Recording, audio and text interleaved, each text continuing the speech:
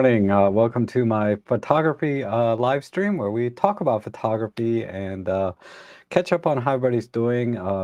Basically, I'd like to think of this as a weekly community meetup of like-minded individuals where we can come together and talk about our favorite thing, photography. So I'm sorry, start a little late. God, I'm exhausted. It's been another busy week working hard on doing backyard birding. Uh, I don't know if you guys saw my video uh, where I gave all the settings for the Olympus All-in-One. Now I'm working on the EM5 Mark III. And when the weather gets a little better over the next few days, I hope I can start doing some footage for that. But I have been practicing and getting pretty good results. I posted some in the community tab, and there's a bunch more on my Flickr page. I'll come back and show some photos I took this week. And I went out last night with the photo club, and we went to Glen Echo Park, and I did some more photography there.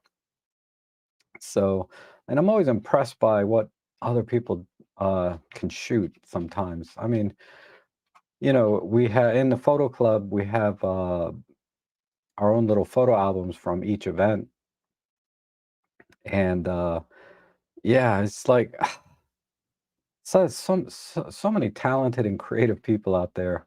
We had a person there, Santos, that he shoots with an S1R, which I'm, and he had the Sure anamorphic lens attached to it, and I'm so envious because he got some really beautiful shots, and it's not the gear. I mean, he really got some great reflection shots and panoramas and stuff. So I don't know if Santos, you watched the live streams or not, but really good job. And I left some comments in the photo section as well.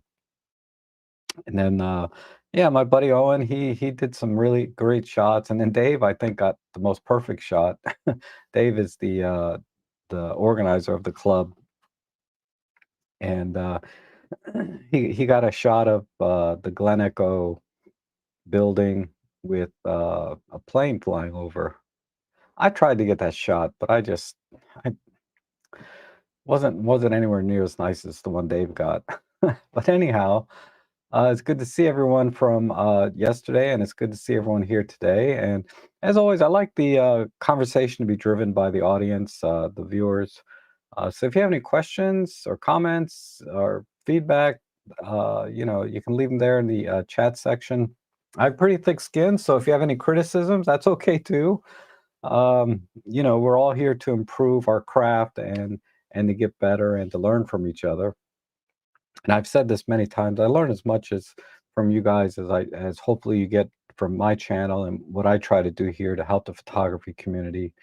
And so that's why I like doing this, and that's why I've been doing it so long, is because it's a two-way street, right? We both can grow together as photographers and improve our craft. So it's just as helpful to me as it is for many of you that are getting started in photography to learn how to use the camera basically. And I primarily focus on Micro Four Thirds, Olympus, OM system cameras. But as you know, the gear is not quite as important as the craft itself. Your skill set, um, timing, location, a little bit of luck, all of those things make the difference, right? So let me go in the chat section, see who's dropped in. It's good to see Darko. Good to see you. And minus 27 Celsius. Are you serious? Wow. Let me get a feel for that in Fahrenheit.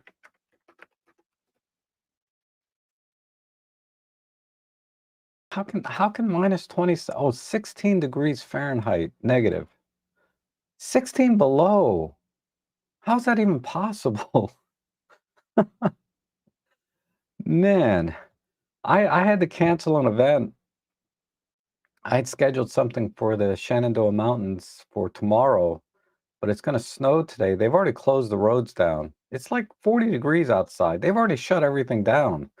And it's 40 degrees Fahrenheit, which is what, like 10 Celsius? I'm just spitballing. Uh, but yeah, it's well above freezing, and uh, and I guarantee by the time they get 1 or 2 inches of snow on the ground, that's it for the week. Anyhow, it sucks. I put a lot of work into planning that. I had a full itinerary planned out, places we were going to stop, even where the restroom stops are. So I have to do that for another day. But okay, Jeff, good to see you, Jeff, and Steve, hello, and Shri, good to see you, Shri. Shri's a member of the photo club here. So I see you time to time in person, which is awesome. And if you guys are ever in the area or live in the area, I encourage you to join the photo club. It's run by David Crooks. Let me just put a link to it and come out and hang out with us. There's a link. David does a great job of organizing the events and locations to go to, and I pitch in when I can. But let's see. And Eric is here. Good to see. I know Eric is local to me, but you haven't made it out to our events yet. Let's see. And Thomas, good to see you. You're in Georgia. It's 6 degrees Celsius. Yeah, it's going to get cold tonight. I think we will get into the negatives in terms of Celsius and certainly below freezing in Fahrenheit, like single digits. Oh, I'm not looking forward to that. January is always the coldest month here for me. And that's when I burn through most of my heating oil. I burned through at least half a tank, like almost 200 gallons in just 1 month. I mean, that's like multiply that by 4. That's how much my utility is in it's actually a little bit more than $4 a gallon. But yeah, January is like a typically about $1,000 for me to keep my house just at like 60 degrees Fahrenheit. Ugh. Between electric and because I use space heaters to get my office here warm, and then coffee, of course, right? So let me get a little sip. Finally got some Maxwell House, so I'm feeling much better now. I don't know if you guys noticed that this week's streams have been, at least I've been a little bit more alive. And let's see. David Brown, good to see you. And Darko, the backyard pick, is that a long jacket you're wearing? Yeah, it's a trench coat, but it's lined with some kind of fur. It was kind of left over by my uncle who passed away many years ago. So he's got all these really old London fog trench coats that are lined. They're too big. um, they're too big for me, but it's okay. I don't like them because they got like the double pockets. And what I mean by that is it's not really a double pocket, but you got the normal two pockets on the outside. And then just behind that is a opening that you can put your hands all the way down so you can get to the pockets, that you might have underneath, like in your pants, or maybe you have another coat underneath. And I'm constantly putting my hand into the wrong pocket. Sometimes I go into that hole, sometimes I go into the pocket. I I I gotta I might get my needle out and start stitch that back together. I hate that. I hate that. Uh, it should at least have a zipper so you can close it so that you're not accidentally going in. Because what I keep like my hand warmers and sometimes like a small prime lens and certainly my cell phone all go in those pockets, and it's just it's annoying. And wish the Ollie 302.8 wasn't discontinued. Want more fast primes for forest birding. Panny 202.8 is a bit short, and Ollie 300 tad slow. Just a tad. Uh, the only thing you have to be conscious of is that even though we're shooting on micro four thirds, the depth of field is so shallow with a 300 millimeter lens. You have to nail focus perfectly. So, good example would be if you're catching one of the larger birds, like a raptor, an eagle, osprey, And if focus is on the tip of the wing, the head is going to be out of focus, even at f4. Uh, so just keep that in mind. But for when it does nail focus, uh, then you get the head in focus, but then the wings will be out of focus, just slightly, even at f4. So that's the only thing that I run into is as great as cameras are, they miss focus, and uh, ultimately you end up with sometimes a lot of pictures you can't use or don't want to use, right? But a 300 2.8 would be nice to have because you can always just stop it down, right? But then have it at 2.8 when you need it. So it's one of those things. It's better to have it and not need it than need it and not have it, right? I'm just curious. Well, if we do some simple math, let me see. 300 divided by 2.8. Did I do that right?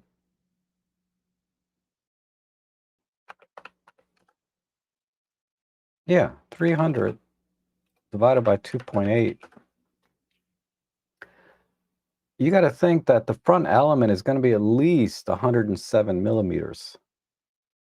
The 300 f4 is what, 75 millimeters? It's got I forget what the thread is on it. It's a lot smaller to go to f4. So this is going to be a big honking lens. So you're going to have probably at least 110 millimeter filter ring. The body itself is going to be probably 120 millimeters in thickness because you have to have the metal casing. And yeah, that's going to be a big lens, but it's okay, right? Sometimes it's okay if you want to carry a big heavy lens for that extra light. That's perfectly fine. Um, and Roberto, my goodness, up late again. It's good to see though. Roberto's out in Australia, which is like 24 hours difference or something. It's crazy. It's probably like 12 in the morning there for you, right? And great video on backyard birding. Rob, advice was even applicable to cameras other than the OM1, like my EM10 too. Yes, thank you. So yeah, certainly you can apply the basic concepts of the logistics, positioning, lighting. Uh, but I'm going to do a video for the M5 Mark III, which will be even more or even closer to the M10 Mark II in terms of uh, settings and focusing and performance. But the challenge with so I've done a little bit of birding with the M5 Mark III. I mean, I've always done some birding since before the OM1. Uh, but I got spoiled by the OM1, so going back to the M5 Mark III was quite a challenge for me. And it's like, I don't know how these photographers did it, before we even had 10 frames or 20, 30 frames per second. It's like, it's amazing the skill set. 'Cause there's like I've said, there's never a substitute for skill set, right? If you're good at something, you'll get great results with any handicap. I call them handicaps now, but with any camera. Uh, but yeah, the M5 Mark III, for those of you that are waiting for that video, I'll just give you a heads up. What I'm finding so far is 10 frames per second ain't going to cut it with backyard birds if you want to catch them in flight and you want to get enough detail and enough pixels on them, right? So I've had to use Pro Capture SH1 because SH2, the Pro Capture's, I think, limited to 10 frames per second. It's not fast enough. Uh, but Pro Capture SH1, you can do 30 frames per second and pre-capture, 30 frames. So that seems to be what the settings are going to be. Now, granted, the focusing doesn't change as you're bursting, right? You're going to be locked into a single focal plane. So there's some additional logistics that you have to do with your bird feeder setup to encourage the birds to fly on the same focal plane. So arranging the sticks and the stumps and the feeder in a line so that they go from point A to point B right along the same focal plane. Now, if they fly off in another direction, which they do quite often, I got a lot of out of focus shots when that happened. But when they flew in the direction that I wanted them to, uh, yeah, I got lots of great shots there. So I'll make a short video, or not a short. I'll make a video on it. It'll be as long as it needs to be, but it's going to be very similar to the OM1, but with those changes and adjustments to the shutter settings and indirectly because the focusing setting, because it's going to be locked. Because 10 frames per second, that bird, you might get one frame when they're on the stick or on the stump in focus, and then the next frame, they're gone. You're not going to get them. So, uh, yeah, I found that 25 frames per second, I can get 2 or 3 frames with the bird in the frame. And that's not enough. You know, you might get, I mean, I got so many shots where the bird's wings are closed, right? Because I only got 2 or 3 shots of the bird in the frame. And but when I went to 50 frames per second, then I started to get 5 or 6 frames of the bird in the shot. So that's when I had more opportunities to catch the wings open or in focus, you know, that kind of thing. So it's tough. So the M10 Mark II being limited to like 10 or 11 frames per second, uh, you have to you have to make adjustments to the focusing point too. You don't want to put the focusing point in the center because it doesn't have bird detect. So you're going to have to set your focusing target point. You want to set it to the far right or far left of the frame, depending which direction they're going to fly into. Um, but like I said, I think a video will you know, make it a little clearer what I'm talking about. Let's see. And David says I'm in Maine, minus 45 degrees, which was 25 degrees Fahrenheit. Wind chill. Oh, the wind chill was minus 45. Okay. But still, I seriously don't know. I think I would die. I would not survive. Let me put it that way. I would not survive in that environment. I'm a fair weather photographer in general, so it's killing me to go out in the winter and do this birding because I'm wearing gloves and my fingers are numb and I can't even feel the shutter button. So one point I want to make is that a lot of people argue, you know, they want completely silent camera operation. For backyard birding, that's not important. They don't care. It's so noisy anyway because there's so many of them chirping away. I think animals are a little bit more sensitive to little clicks and clacks, right, from your camera. You know, like if a deer hears a shutter click, man, they're like, you know what I mean? But these birds, there's like 1,000 of them out there, and they're all chirping away. But it's odd. Sometimes they get spooked, and then it's completely silent, which is weird. And all you hear is a little bit of a wind. What is it? Maybe you know, a hawk or something flew over. It gets quiet, like in and they burst off into the trees. Uh, if I had a wider angle lens, I'd love to capture that moment, right, in video of them just bursting out away from the feeder. So I might have to do that. But yeah. So back to my point is I can't feel the shutter button. So there's been times when I've like mashed the shutter button and I missed it. I was mashing the top of the camera and not the actual shutter button sometimes. Uh, And then, in the summertime, I can deal with silent shutters, no beeping. I still like the beeping, but I can deal without it because I can feel the shutter and I can see in the viewfinder the action. You know, I'm a little bit more focused. But in the wintertime, my my attention is split between trying to keep warm and trying to capture birds in flight.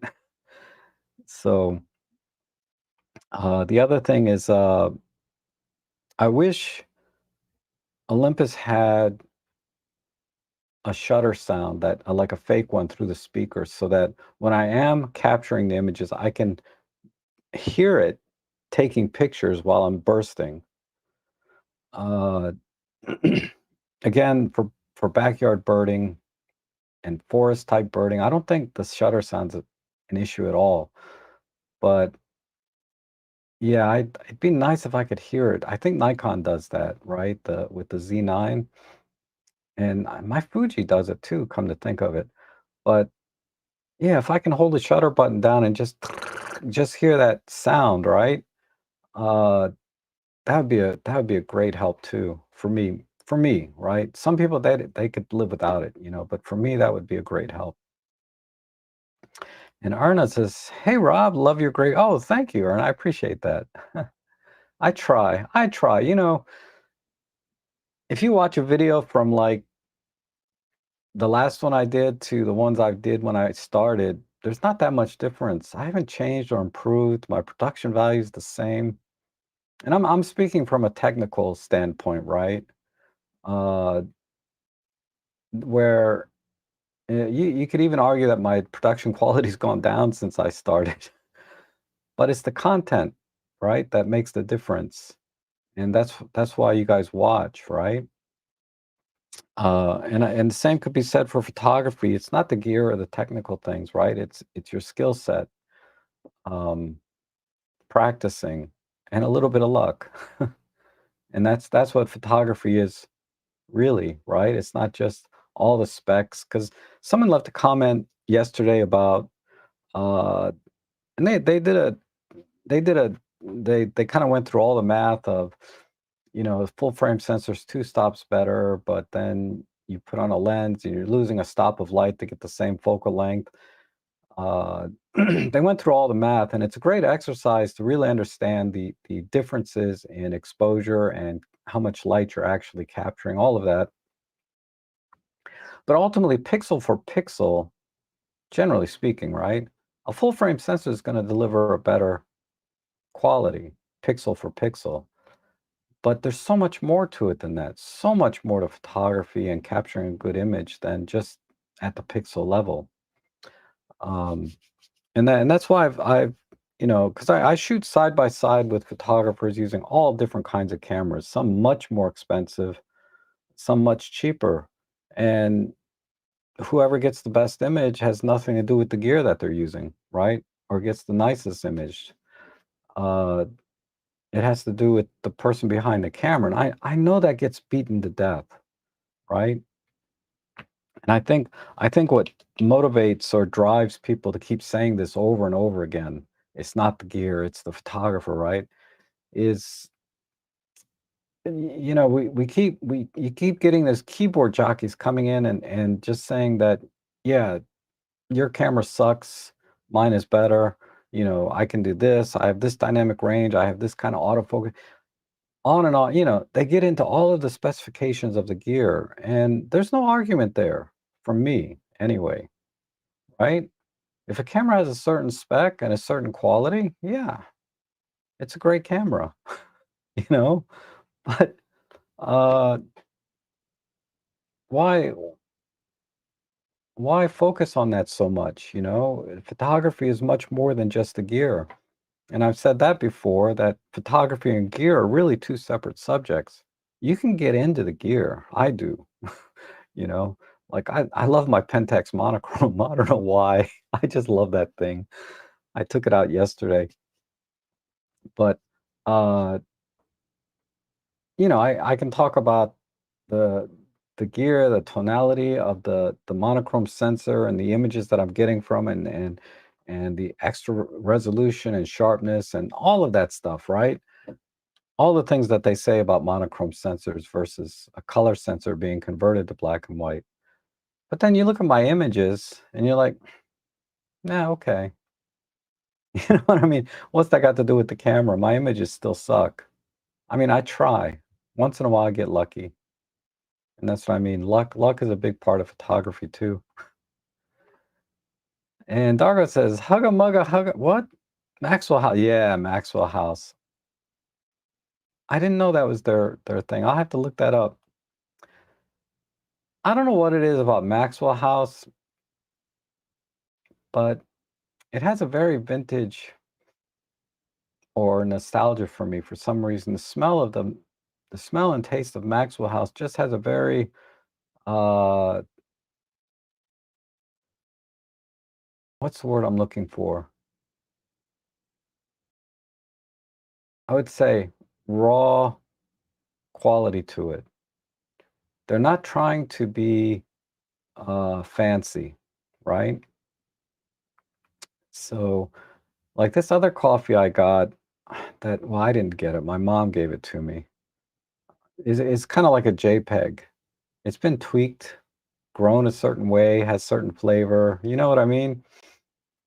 But Maxwell House, I would argue, is the raw coffee, the raw form of coffee, and that's why I like it. And certainly the caffeine content is pretty good.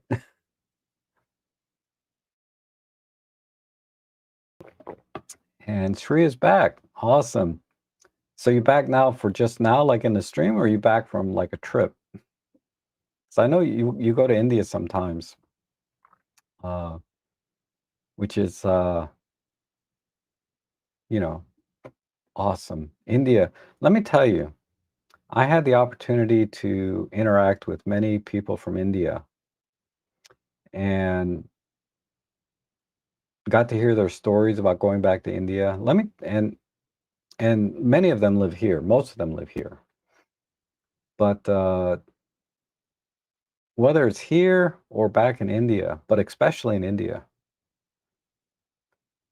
that's a they know how to party. That's all I can say. Those people know how to party when it comes to just the events. They have the Holi or Bali or some I forget what it's called exactly. That's crazy where they're throwing colored stuff everywhere. And then when they do parties here, when they're back here home in the States, um, man, the food and the how people dress and the dancing, oh my God, it's amazing. Um, so I really like Indian culture and the Indian people as a culture in general. They're so much fun. Okay, and David says only 9 likes. Only take a second to close the live chat, hit the like, and come back. Oh, I didn't know you had to close it, but I appreciate that. Um, yeah, the likes are always nice to see, and of course, donations and coffee, but just being here and participating is really the most important thing, right? Is just to be in the moment. 90% of success in life is just showing up, right? You'll never get that great image unless you go out and take one, right? Just show up, be there. Uh, like Ferris Bueller says, life moves pretty fast. If you don't stop and look around for a while, you might miss it. Okay, and then Ernest says, I have a question about the OM1 Mark II. Lifetime mode is limited to 30 minutes. Okay. Can it be made longer and make it update every second if you want 2-hour exposure? I mean, I don't mean live composite. Off the top of my head, I don't know. Uh, but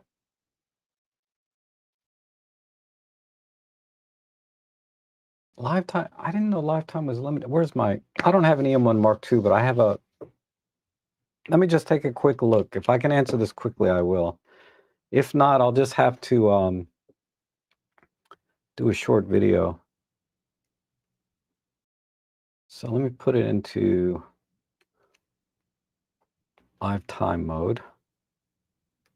I didn't know it was limited to 30 minutes.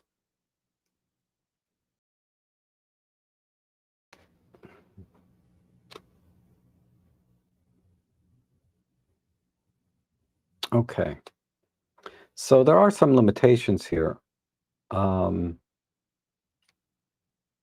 Lifetime, I just did a video on this, didn't I? Lifetime, you have to Lifetime, there's no way to make it update every second. So if you look at the thing here, right? The maximum number of times, it may be a little different for the M1 Mark II, but the maximum number of times I can update the screen is 24 times. And uh, if I'm at ISO low, up to ISO 400, then once you're at ISO 400, it'll update 19 times. So you're never going to get an update continually. So live time is generally best for short, long exposures, if that makes sense. Like typically, I wouldn't use live time for anything other than, say, 1 or 2 minute type exposures. If you need to do longer than that, live comp is the way to do it. Um, Now, I get why you might want to have the exposure build over 30 minutes or 2 hours rather than using live composite, which would not build the exposure over 30 minutes. It locks the exposure and then adds light as you go. So I could see, uh, I understand the difference, and I can't think of an application for that. But I could see where, somebody creative could easily think of an application where live time makes more sense than doing a live composite. So uh, if you're limited to 30 minutes, I don't think there's a way to do it longer. I've never done it that long. I don't see why it's a 30-minute limit, but if there's one in there, then yeah, there's no way around it that I'm aware of. And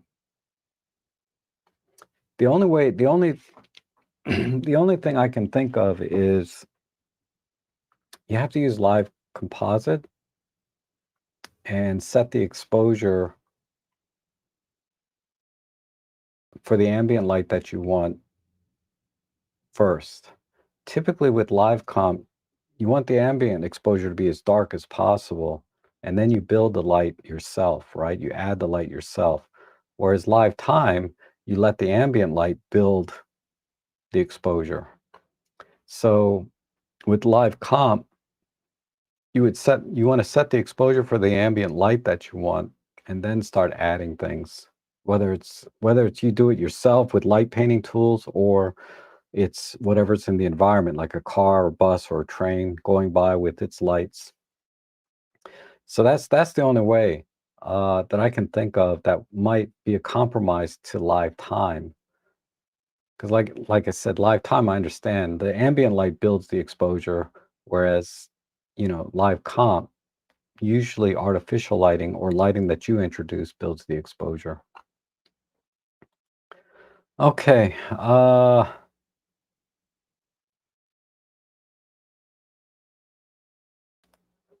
Rob. 73 and oh, I'm so jealous. The only thing is, every year you have to evacuate because of the hurricanes. If not every year, then every few years, depending where you live. At least that's the feeling. That's the impression I get. I couldn't do it. I thought I wanted to live in Florida so bad uh, for the longest time, but now my thoughts are I'm thinking maybe North Carolina now because the winters don't get too cold generally. You're in the 50s all winter. Maybe 40s. I'm not talking about overnight temperatures. Overnight can get cold, but daytime temperatures typically are well above freezing all winter long. So maybe that. I mean, you have to worry about tornadoes and stuff, but if you just don't live in a trailer park, you'll be okay. No offense against trailer parks, but anytime there's a freaking tornado, it's always the trailer parks that get wiped out. Um, okay. An ATR bear, good morning. Hope you're doing well. Don't forget to get the EM1X. Yeah, one day. I bought a grip for my OM1, so that's kind of tempered my want for an EM1X, but there's really nothing like an EM1X, and there probably never will be again. So it's a camera I'll probably have in my arsenal one day. It's not been excluded, like it's not like on the I'll probably never buy that it's on one of these lists that, yeah, I'll probably get that one day because it really is a very, very good and unique camera.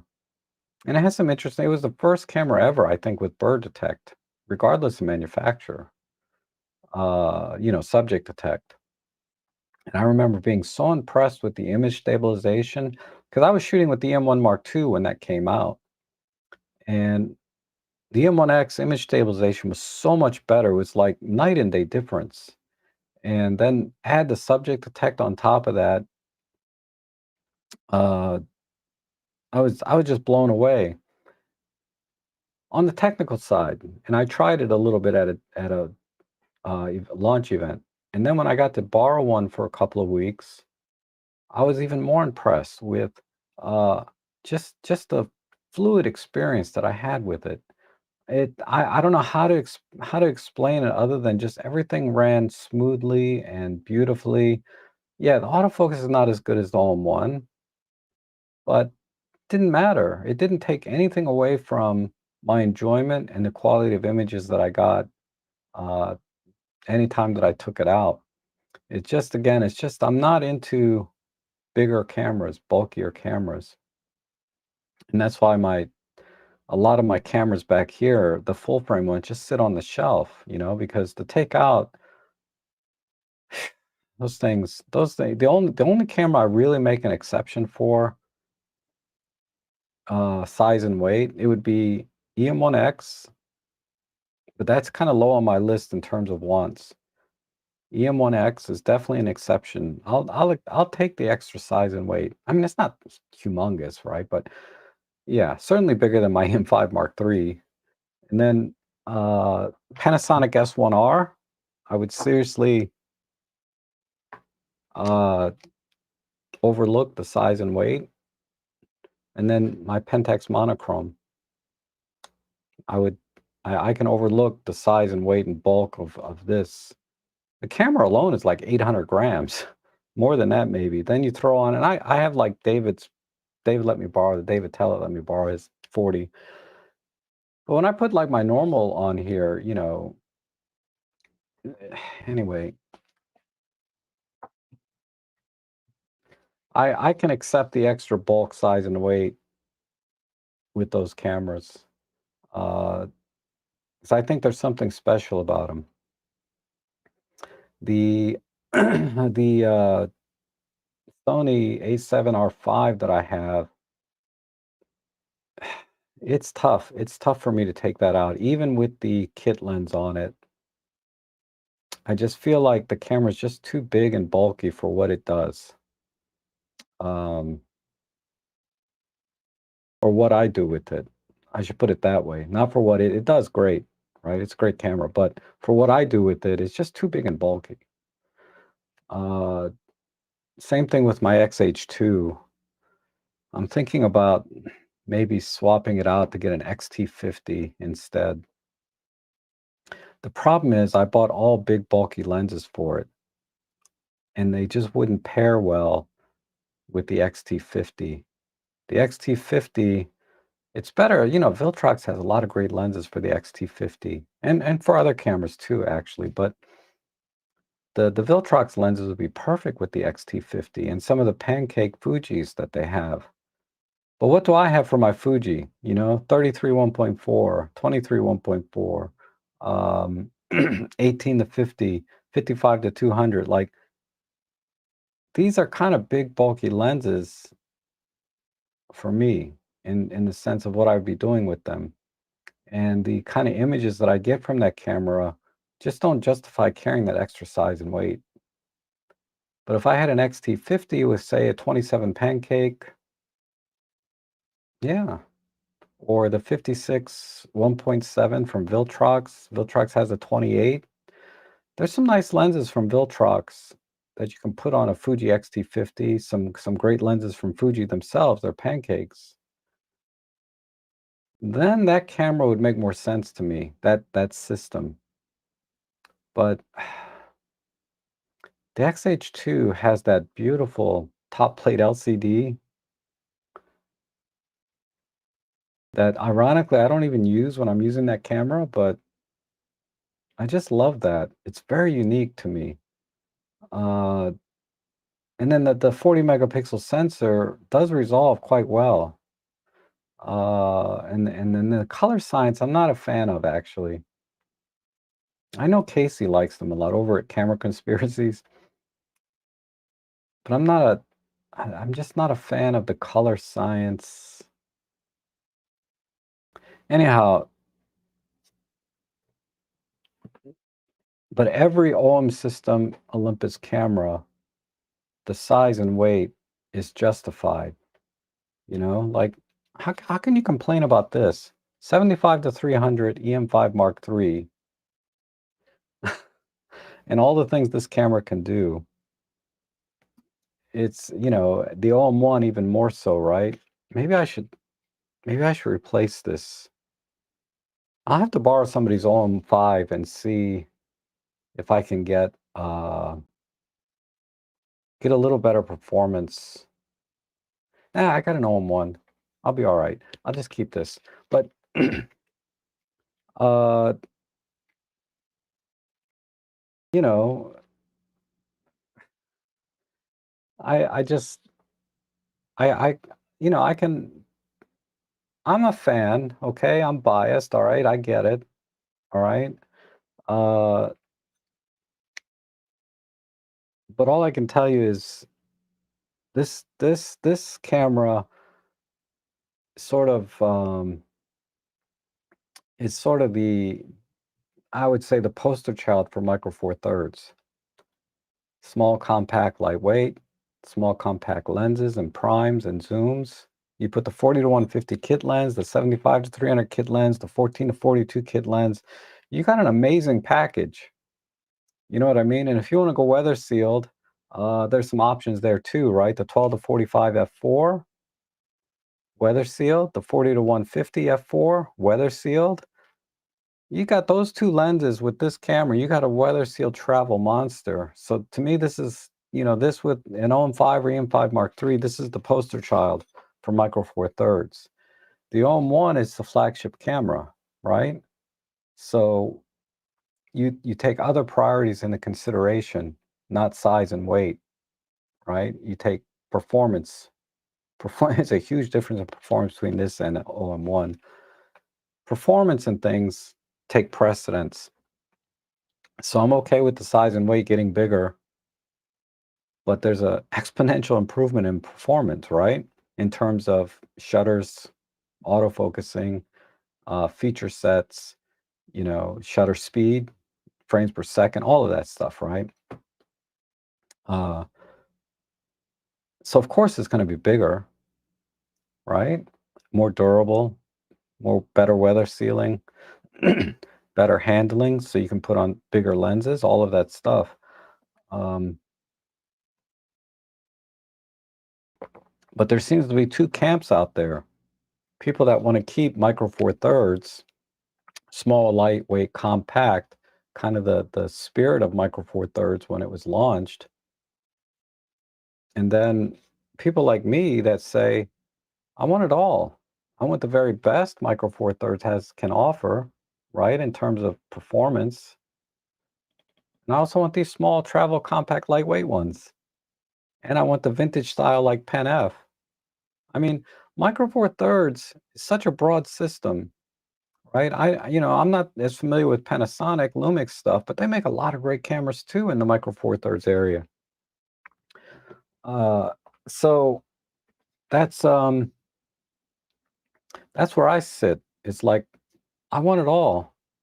Yeah, EM1X, I would love to have that camera. It's a little bit out of my comfort zone in size for what it can deliver, like I've been talking about, but it offers something that I haven't experienced with any other camera, including the OM1, and that's somehow this very, very fluid experience of using and taking pictures with it. I just can't explain it, but there was something very beautiful about it. But yeah, I don't care. Look at this. This camera, my God, you know, love it or hate it. I'm on the love side. I love this camera. I was playing with a new film simulation yesterday. I shouldn't call it film simulation, but you know, uh, color presets, right? Creative presets, I think is what it's called, with this mode dial. Um, Basically, I was desaturating the yellows and lowering the contrast a little bit to get sort of a softer look. I don't know, it was okay. I don't know if I was in the right environment for that, but you have to try different things. This, you know, I really like OM Systems to expand on that in their next camera, if they can. Uh, to not only adjust color saturation, tone curve, but also be able to adjust the hue and luminance, right? In camera. You do that like Lumix, they did a great job. They have you can do LUTs on the Lumix G9 or what is it? The S9?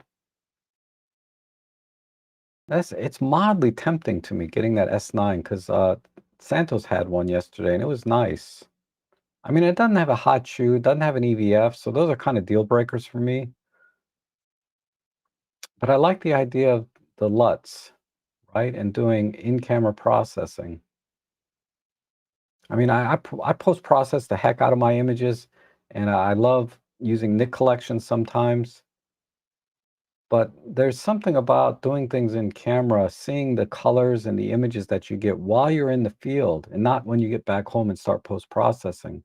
But when you're in the field and you have it, and you can see it with your own naked eye, and then you make that creative choice in the field while you're looking at it, there's no substitute for that, in my opinion. So that's why, I don't do it enough, but I really, when I do make an effort, I really enjoy using the creative features on the Pen F. Okay, I'm sorry. There's another question here. Can you use the intervalometer with the OM1 and make live time exposure as long? Yes, you can. Or will the shutter close? No, it doesn't close. That's a good question. What time is it? Oh, my OM1 is on. I'm using the OM1 right now.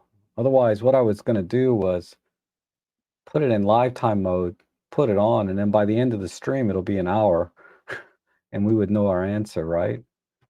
Uh, the only trick is when you start talking about more than 30 minutes, in all honesty, really, you can only go about an hour and a half before you have to worry about your battery dying.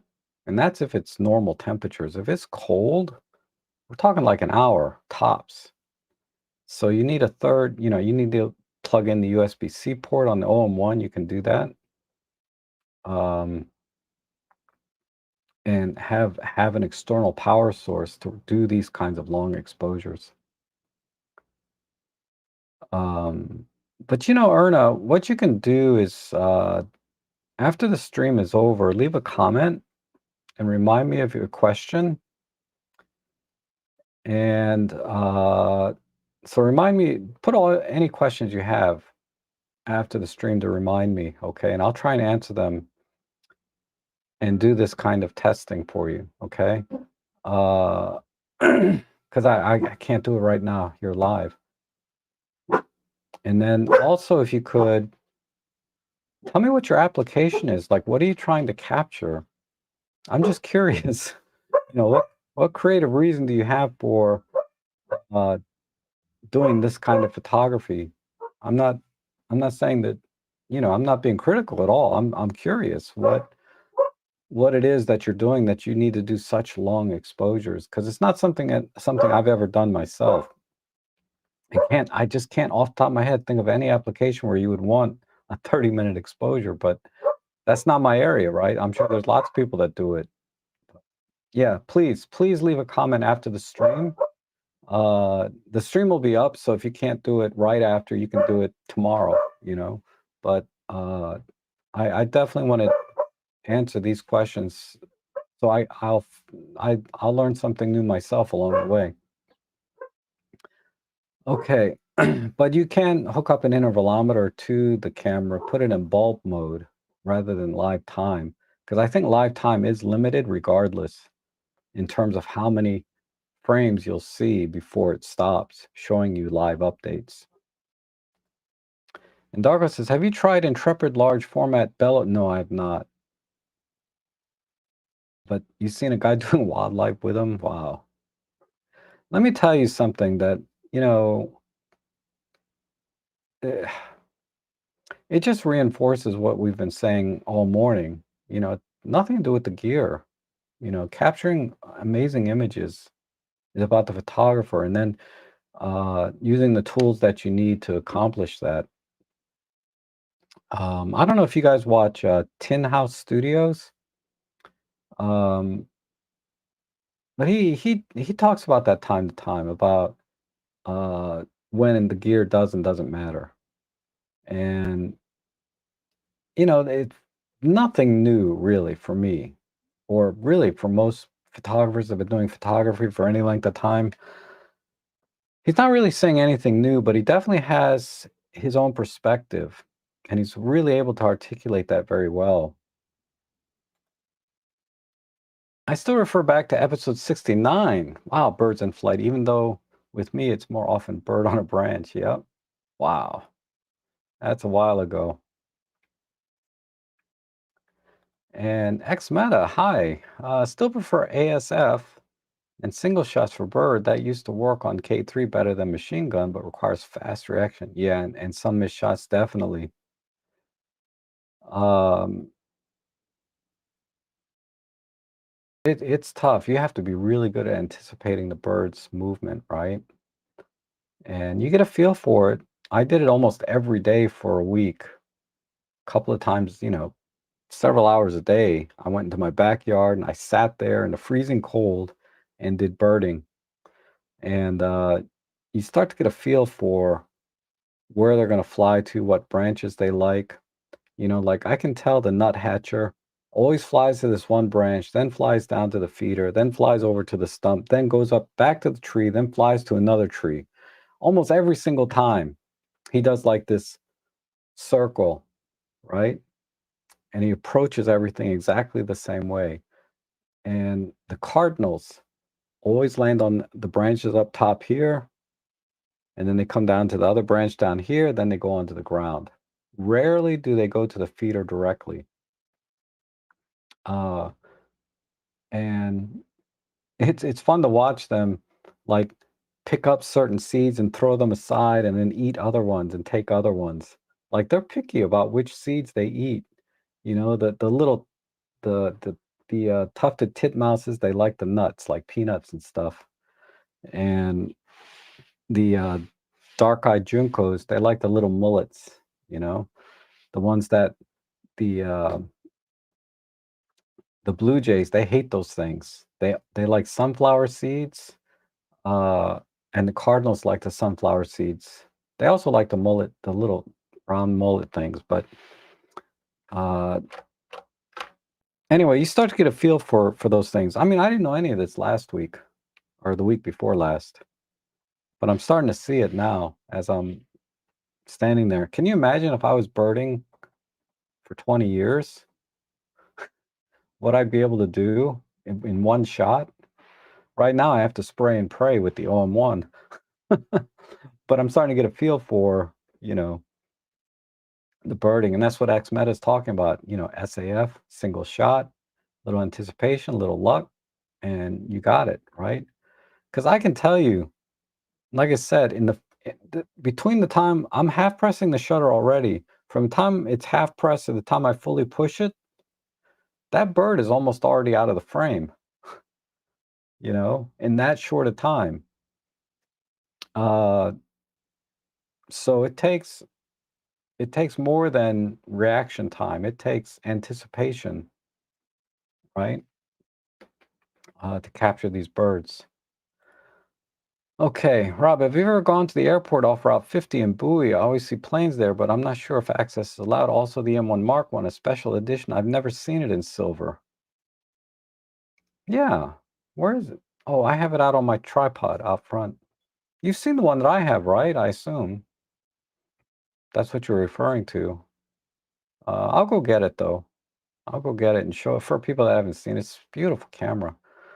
Um, I have seen that airport off 50. I've never tried to go there. Um, I think the best way to approach like these smaller, this is a small airport that he's talking about where they have these Cessnas and stuff like that, and they have flight training, right? You can learn to fly, that kind of thing. I don't know how active it is over there, but I've gone to small airports, not that one. And uh, I went to one because my sister and her husband paid for a flying lessons for their son. So I got access. And once I was there, uh, people didn't care if I was walking around taking pictures, you know. So I would argue that I could go back there anytime with or without a purpose. Like I was there on purpose because my nephew was there. But if you go there when they're giving flight lessons, right? Find out a schedule, if there is one. It's when they're giving flying lessons and say, and maybe you could even be nice and introduce yourself to whoever's there to take flying lessons. Hey, I'll take some pictures of you learning to fly uh, or taking these lessons and I can email them to you. But then once they fly off into the air, right, out of reach, you pretty much have access to the whole airport. Stay outside of the yellow lines or whatever the warning areas are. But uh, so that was my experience at this one small airport. This one was it was in Maryland also. I just can't remember where, but it was a smaller airport like that. And I would imagine, if you do that, and this is exactly how another very prominent aircraft photographer got access to. Now he's flying out there with the F-15s, okay?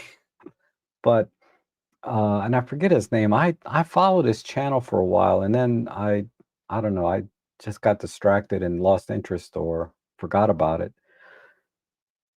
But he started out kind of that way, where he was just went to the airport, met some people, said, "Hey, let me take some pictures of you flying around." And then he got to know the pilots, the trainers, and some of the crew that worked there. And then next thing you know, they're saying, "Hey, we're going to go over to this air show where they had some military planes." And one thing, it's all about networking. One thing led to another, and now he's out there flying with F-15s. So give that a shot, that approach, maybe. I don't know. Oh, Darko says, on a side note, I am so tempted. I saw a used GFX bar for 2,500 Canadians, and that's pretty sweet. That's pretty sweet. Um, yeah, I watch videos. I just watched one yesterday about the GFX 100, the 100S, not the original big one, but the S, which is more DSLR style. Because the S2 came out, and I was like, well, okay. So is the 100 Mark II better than the 100S? If so, how so? It's mainly the image stabilization, right? Uh, but other than that, it's pretty much the same image quality. Because you can get the 100S for less, like 3,000 bucks US, I think. It's kind of pricey. And then I think to myself, I have a Sony A7R5. If I was really into super high res photography, I would be using that more often. So if I got a GFX, well, once the gas has kind of gotten behind, once the gas is over, am I really going to use that camera, or is my money better spent like getting the 150 to 400? If I think about it, if I sell off my Fuji and my Sony stuff, I could easily get a 150 to 400 lens. but I didn't go that route because it's like death by a thousand cuts. You buy these things a little bit at a time, and if you add it all up, you got a bunch of stuff you don't never use.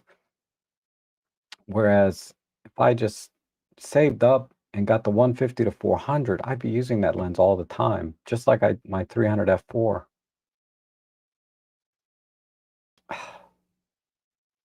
But that's just, I don't know. That's just me.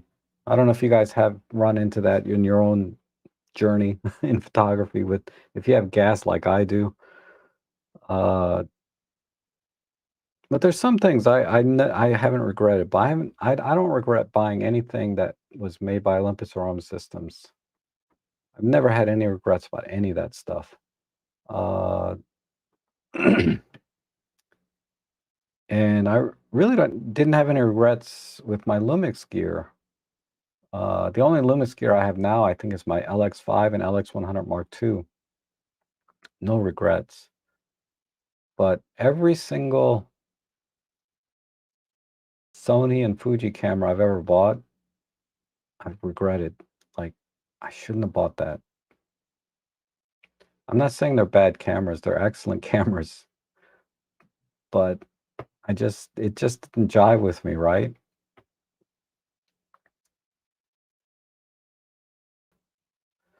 And but yeah, think about the when we're talking about the GFX, think about that and the kind of lenses that you have to buy for it. They're really expensive. Uh, if you want to buy Fuji, now the Seven Artisans and some other third parties are making some nice lenses for it. And also, sorry, I'll get back to you, David. Also, a lot of Nikon full frame glass can be adapted to the GFX without any problems. No vignetting, that kind of stuff. There's a channel that's doing that. Some guy's doing that. He put the Nikon 105 f2.5 on his GFX with no vignetting, perfect. So you get the dynamic range, bit depth, and color of the GFX system combined with that beautiful vintage lens, the Nikon 105 2.5. And you can capture some magical images, I think, with that system. So you don't have to spend a lot of money on glass if you're willing to adapt vintage lenses to it. But otherwise, yeah, you're going to spend a fortune on glass on top of, you know, on top of the camera. So David says, I just got back from photographing eagles in upper Mississippi rippers. Temperatures were in the single digits. I used high-speed burst instead of SH2 so I can see the blackouts between the frames. I do that sometimes too.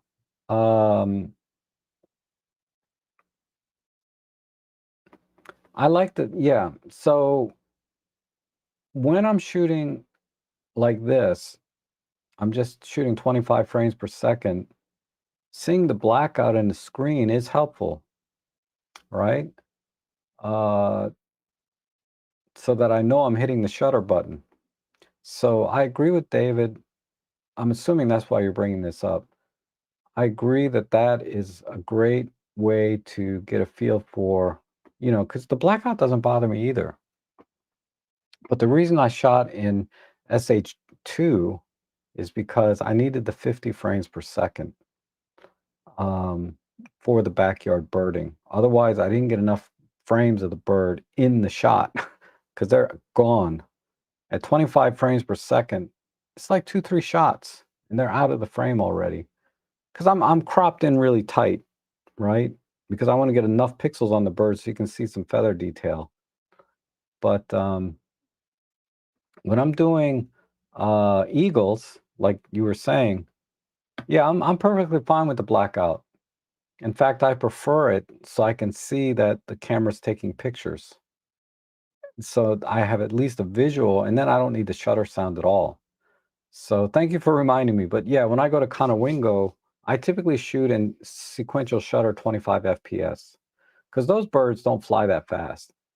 Well, they fly fast, but they're at such a distance that, it doesn't feel like they're moving fast because of the parallax, right? But yeah, definitely David Black.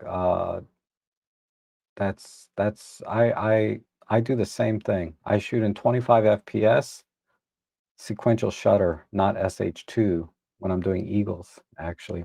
But for backyard birding, 25 FPS is not enough. It has to be 50. An outsider says, do you consistently get birds at your feeder? Sometimes I go days without any birds, worse in the winter. Yeah, it's pretty consistent.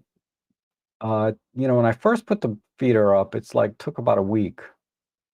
But after that, if I put the feeder out, it's pretty consistent. The best times when I get the most birds is when it's really cold out, uh, especially overnight. And if it's really cold in the morning, they go crazy for food because they have to keep their energy up to stay warm, right? So they have to eat a lot of food, and they go crazy. Uh, Summertime, uh, you have light for longer, right? You have good light much longer. Like you could start at 5 o'clock, and then by you got like 3 hours where you got really beautiful light. In the wintertime, you got like less than an hour. It's very short, at least where I am. Uh, because it's like high noon and then it's sunset like that, it feels like, right? But in the summertime, it's really stretched out. So the bird feeders are emptied every summer, almost every day. I could fill those things up every day and they'd be empty in the summer. In the wintertime, the feeder does last longer, but they're only out or active, it seems like, for a shorter amount of time. Because once it gets dark, they're gone. And there are days like this morning when I went out, uh, hardly any birds. So, uh, but it was much warmer yesterday, and this morning is pretty warm. So they're not as hungry, I guess, is what I noticed. But overall, very consistent. And this is the downside to setting up a bird feeder, okay? Don't park your cars anywhere near. My poor cars have been bombarded, man, with some bird crap. Ah, just a side effect. Because I went most of the winter so far, like the past couple of months, with not really having to wash my car, other than when it snowed and I got salt on it. But since I set up the bird feeders and been birding, man, it is just covered. If you saw my video, you saw, let me see if I have a picture. So here's my cars. Here's the bird feeder over here. And it's covered now. It's mostly from them flying over and dropping off their load before getting to the bird feeder. There's a tree over here, but I used to park here. And that was a frickin' disaster, even when I didn't have the bird feeder, because there's a tree hanging over this spot. So I moved both cars to this side, and they stayed pretty clean. But now, since I set up these bird feeders over here, man, I tell you, uh, yeah, it's not. I have to wash my cars. So that's that.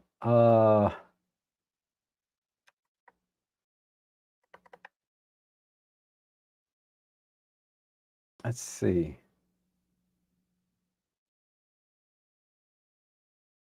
I've seen, yeah. Well, the best place, Shri, is actually not Chantilly, but in DC. What's the name of that park? I've done photo club meetups there. Let me look it up.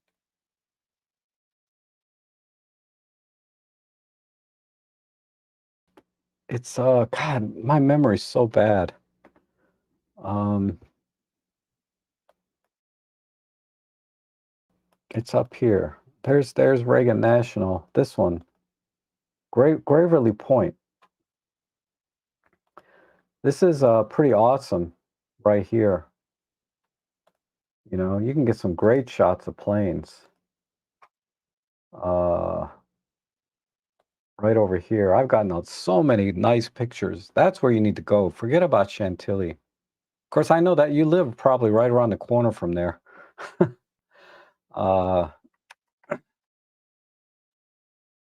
so go where it's convenient, I guess.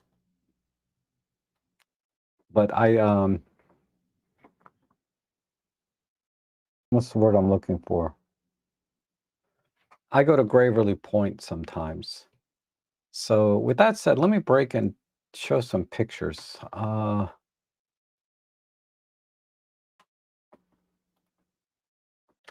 Airplanes.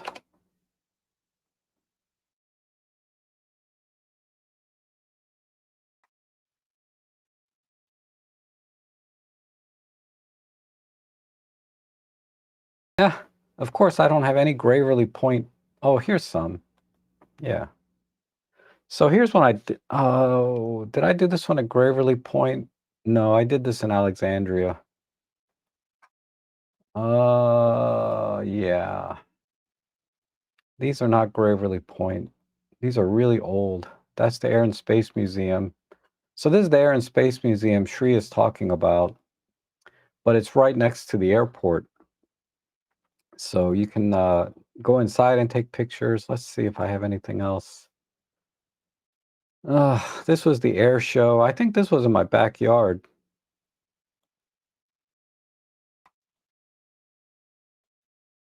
No, yeah, some of these are in my backyard, but some of these I went to an air show. And yes, these were at the air show. But I went to, I live right next to Andrews Air Force Base, like a mile away or 2 miles. And then DC Reagan National Airport is like less than 10 miles. And then Dulles is about 30 miles. But it's so noisy here. Helicopters, especially, they rattle the windows on my house. And God forbid any fighter jets come. Like when the air show comes to the town, it is so loud here for about a week because they're practicing. These jets are practicing right over my house for a week. It scares the crap out of Ellie. And it's so loud. But some of the shots that I showed of the airplanes here, I got from my backyard while they were practicing. Not that one. Um,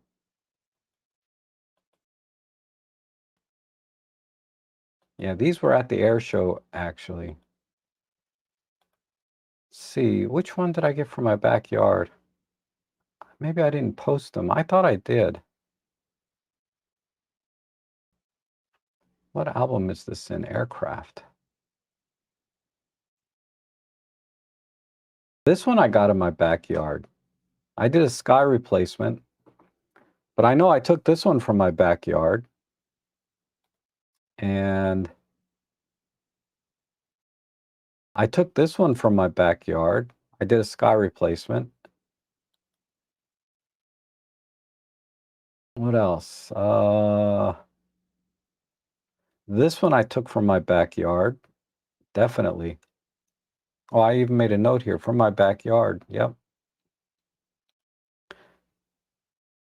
And then, oh, here's Graverly Point. Oh, come on. Why isn't this opening?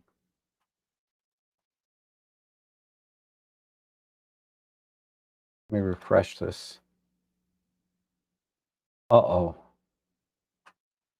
This is Graverly Point, Shri. These are some images I got from there. I mean, the planes get really close and really low. So check that out. This album, I'll put a link to this album.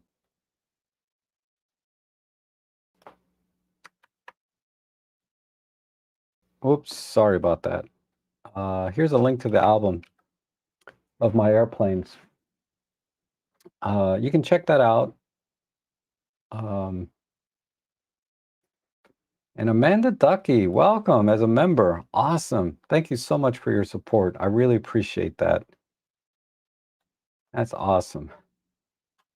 And just tell everyone your car was by who is Jackson Pollock? I don't know who that is. Let me look him up. Jackson Pollock. Okay. Sorry. When I pull it up, I get all this graffiti. That's hilarious. That's funny. How you doing, Marco? It's good to see you. um,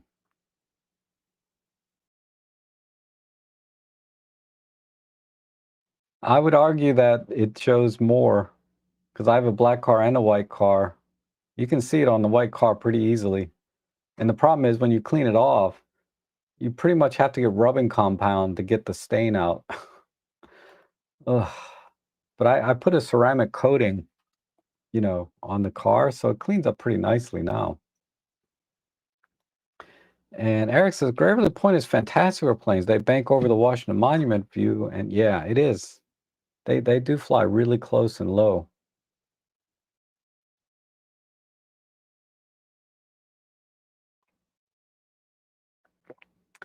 And let's see, I'm sorry, the chat jumped way down. So there's a lot of I missed a lot of them here. Sorry.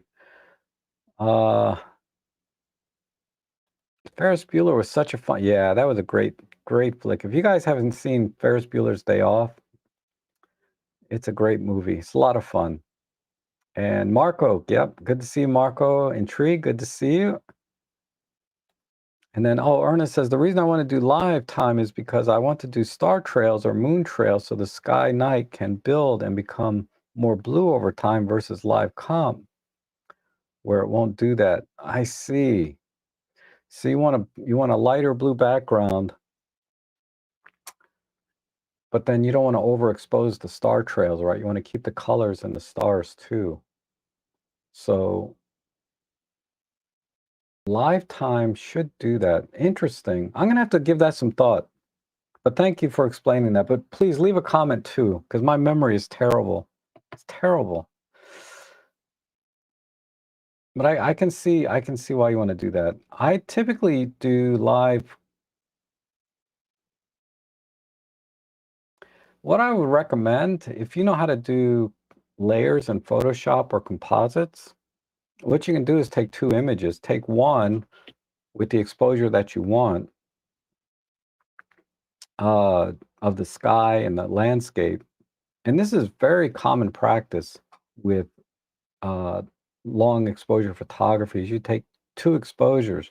You take one for the landscape and the sky, right, to get the exposure, the lighter blue color that you might want.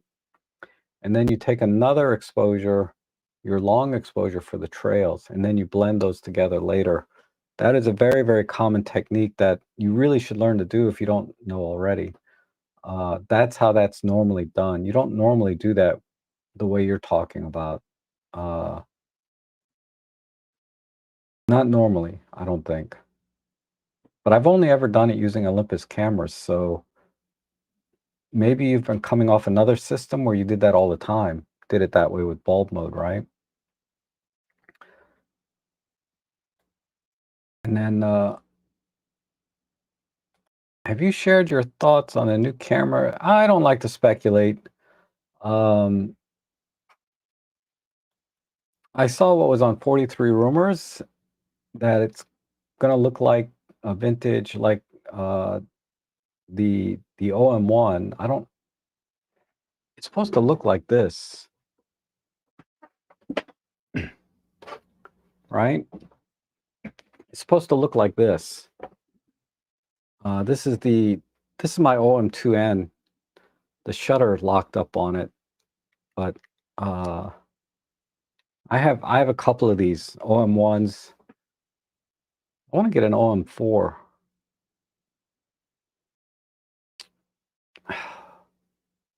Anyway, it's supposed to look like this, right? If you look at the 43 Rumors site,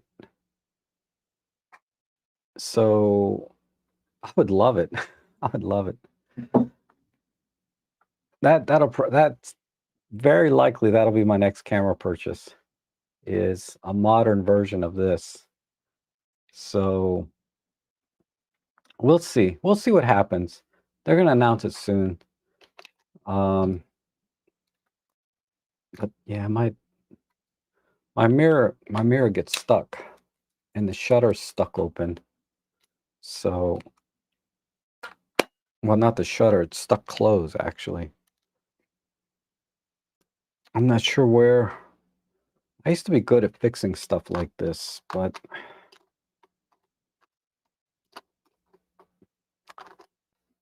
not anymore.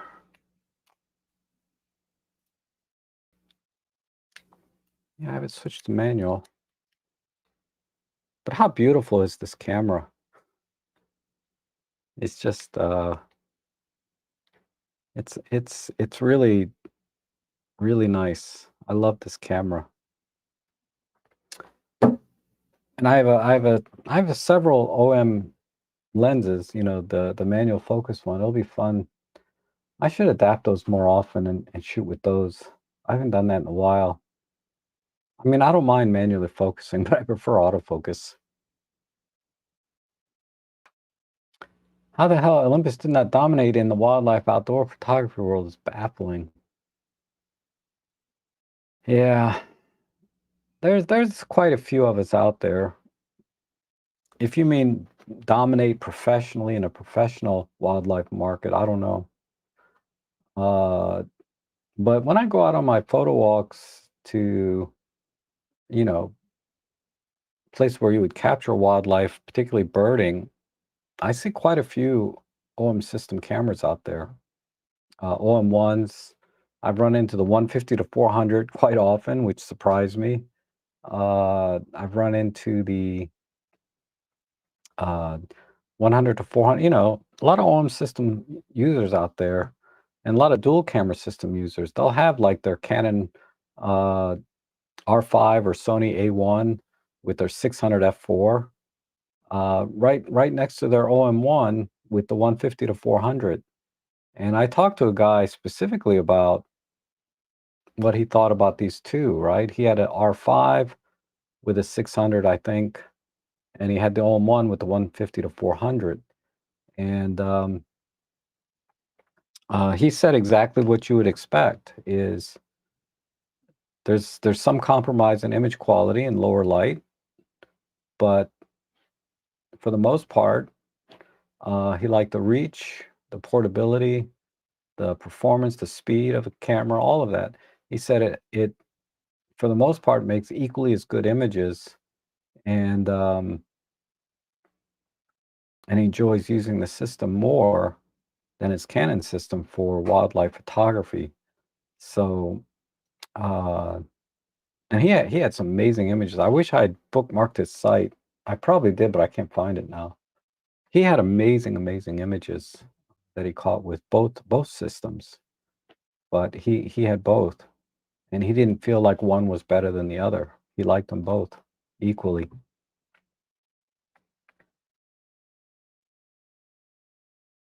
Now you keep looking at my shelf. No, there's no OM3 on my shelf. The OM3 is expensive, man. Uh, eBay.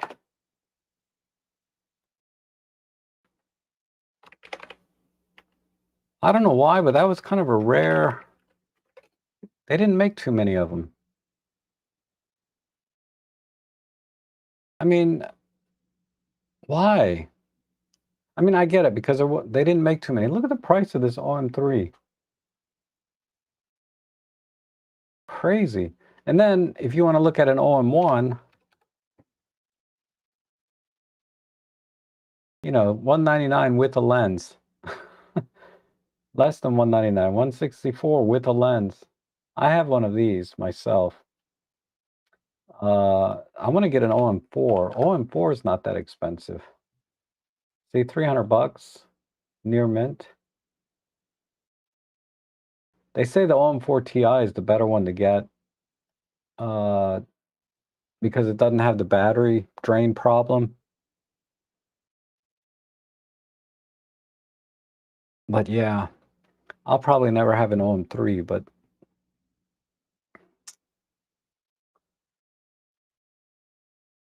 they're, I mean, why would you buy an OM3 other than it's rare? I think an OM4 or an OM2, well, the OM4 at least is a better camera in every way. If you're talking about the film cameras. If you're talking about a digital OM3, no, you know, I don't have that either on my shelf there. Okay, so where'd my chat window go?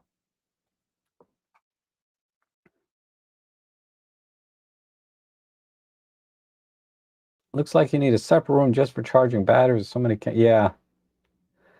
I do have quite the charging station set up over there. It's I don't know.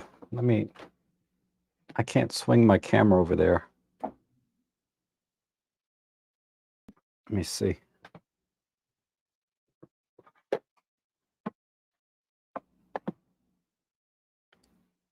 What is this crap?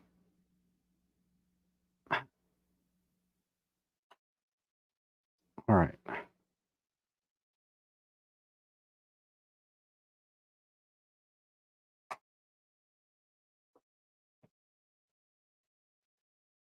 I'll just take a picture. I hate cell phones.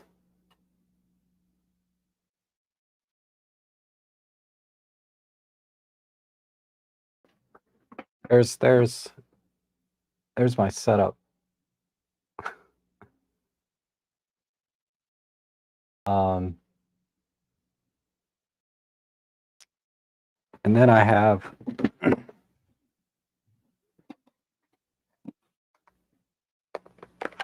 my bucket here of all different batteries, right?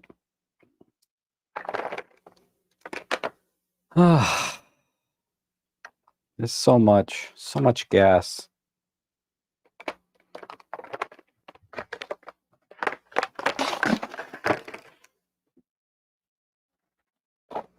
And then I can't tell you how many tubs of like this that I have stacked up on my shelf with more batteries. These are from cameras that I don't even own anymore. But I kept the chargers and batteries just in case. Just in case. I don't know.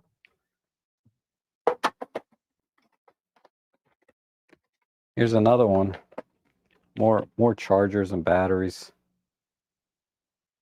This is for my old Fuji stuff. Well, not this. This is Olympus. These are some Fuji batteries. If I ever decide to get an X Pro 3 or an XT3, I'm kind of leaning towards the XT50 though. But I don't know.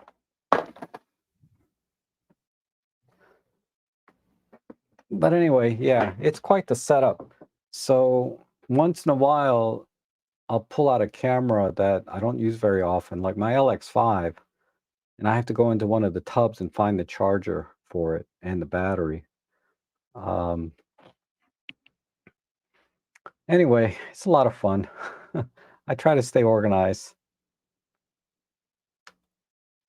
And Gordon says the OM5, EM53, and XT50 are about the same size. Fuji AF similar. Yes, those three cameras are about the same size. And the autofocusing,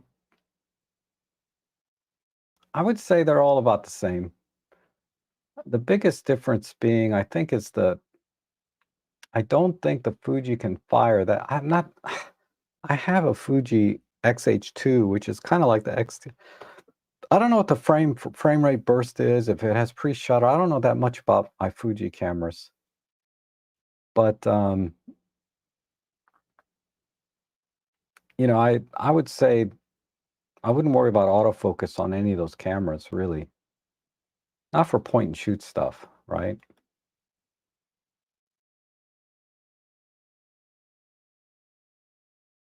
Oh yeah, we're going back to why astrophotography, typically you have like 1 minute to 3 minute exposures, and then you take 1,000 of those. You don't typically leave the shutter open for like an hour. Not for deep sky astrophotography. Even for wide, yeah, you wouldn't do it. When you're thinking about pinpoint stars, right? If you're talking about star trails, yeah, then that's different. But pinpoint stars like in wide field and deep sky, you don't normally do more than 1 minute. And then for deep sky, you might do 3 minutes if you have a tracker and you get into, it's complicated. Live comp is better for that, for lightning storms. And Rob Trek, please give us a quick preview of your upcoming. Oh, okay. So I put a description. I put the live stream up for next week. It's going to be Sunday next week, and I'm going to have 6 guests. Right? Maddie, who we all love and know, Ben, astrophotography, and Marlene, she's the Lumix educator, and Lisa and Tom, they're Olympus ambassadors, and so that's and then Brian James from Micro Four Thirds guy. So got some great guests, lots of experience, lots of different types of photography, right? Because Lisa and Tom are kind of like nature, wildlife, macro. Brian is more street landscape type stuff. Ben, obviously, astrophotography. Maddie is more documentary, right? And has just probably the most experience of all of them. Maybe Brian James probably ties him in that in terms of photography experience. So I'm pretty excited, and I've come up. I haven't come up with uh, specific topics yet, but I wanted to really dive into, of course, how Micro Four Thirds is is really suited for the different types of photography we'll be talking about, which is everything. There's nothing Micro Four Thirds can't do, right? Whether it's deep sky astrophotography or street photography or birds and wildlife and nature, and it does everything. So it does all of those things very well.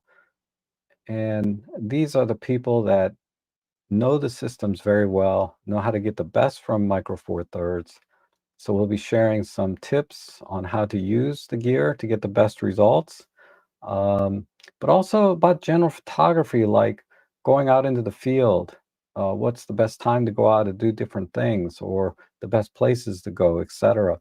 So these are the things I wanted to talk about, and not focus too much on the Micro Four Thirds gear itself, like individual cameras, right? But I might come up and say the OM1 obviously is best for birds in flight, sports action, that type of thing. Whereas say, the OM5 would be ideal for travel photography and adventure type stuff where you're going to go into, you want to carry something small and light, but still be weather sealed. And then on the Lumix side, we have Marlene and Maddie, right? They both have a ton of experience with Lumix gear, and they can expand on maybe some videography as well. But primarily the benefits or features that might be unique to Panasonic Lumix cameras, like the new G9 Mark II, also excellent, wildlife action camera, but it's also amazing video camera as well, right? So I have no doubt that certain individual pieces of gear will come up for certain applications, but the idea being is that, I mean, all of them have really the same image quality and performance, not performance, but they're basically the same image quality, right? It's just whether what is the best thing, what is the best electronics that would go around that sensor, right? Because we're talking 20 or 25 megapixel sensors, nothing like 60 like on a Sony, right? We're talking about Micro Four Thirds, 20 to 25 megapixel sensors. They're all going to deliver the same image quality, but how do we get the best from that? Which is the best camera for the kind of photography that you want to do? And for some, it's going to be the OM5, or the G9 Mark II, or uh, you know, one of the pen series, right? Whatever. That's what's wonderful about Micro Four Thirds. It needs to be. I, I I'm in the camp of it needs to be everything to all people. You know, we don't need to focus on just wildlife, sports, action type stuff, right? We can talk about street photography, um, portrait photography, you know, all these other genres of capturing life in general, documentary type photography, like with Maddie. Maddie has, and I'm gonna share with you guys a photo book by Maddie where he celebrates the Micro Four Thirds system, and he has some amazing images in that. So look for that. We'll talk about that during the stream, and of course the astrophotography. Ben is the best one to talk about that. Uh, why he uses Micro Four Thirds for astrophotography. He likes to use his dedicated astro cameras, but most of those have Micro Four Thirds sensors in them as well, and the same sensors that you'll find in the Pen F and EM1s, etc. So there's lots of great stuff coming, lots of great topics, and then we'll have an open Q&A towards the end where you can ask, about anything there. So I hope everyone here will join us for that and have a good time. I think will be very productive, educational, and just a lot of fun. And thank you, Thomas, for asking. I get so caught up in whatever topic I'm talking about, I forget about what is right in front of me. I have a big live stream coming up next week, and part two, it's gonna be in two parts, right? So part one is this month. Part two is gonna be a few weeks after that, uh, late February. And in that one, I'm going to have five other guests, including, if I can remember that far out, I can't remember. I need to get checked for dementia or something, or Alzheimer's. Oh, Robin Wong. Okay, Robin will be there. Uh, Peter Forsgaard, and I'm just having a brain fart. It's amazing I get along as well as I do sometimes. I can't even remember my own name. Wow. Well, I'll put the link up soon for part two, and then I'll have all the guests there. I just can't remember. Can't remember. My brain just doesn't work sometimes. Okay. Oh, speak of the devil, Robin Wong is here. How you doing, buddy? My goodness, so good to see you, Robin. Robin will be there, of course. And let's see. Your newer tripod leveling based landscape shows three blank screws and one large screw. Can they be adjusted? I have tightened the three small ones, but there's still some play. Oh, there shouldn't be any play, but I have a slightly different one, but I know which one you're talking about. Let me look at it again. Maybe my memory, it'll jog my memory a little bit. My landscape page.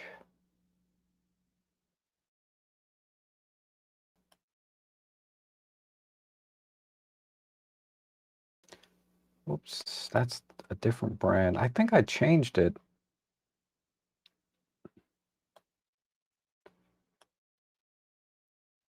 This is the one that I have up there now. It's not the newer one, or newer.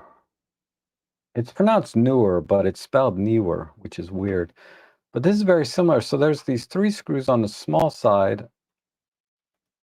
Let me just type it in. Newer leveling base. This is virtually the same thing.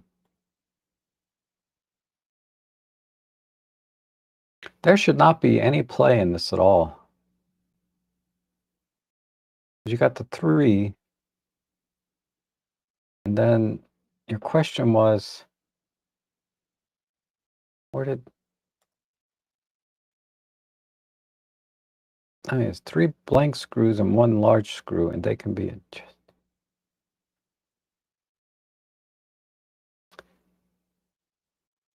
Jan, I don't have that exact leveling base. I have a slightly different one from newer.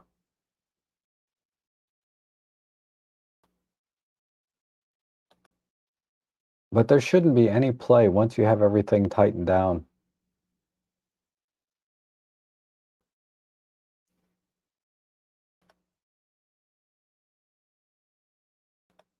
I'm just checking.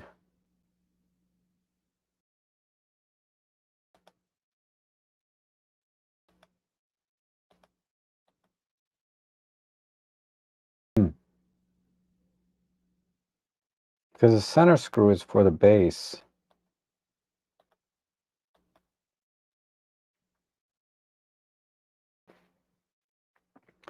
Sorry, Jan, I cannot answer your question specifically. Why there shouldn't be any play though. Maybe what I'll do,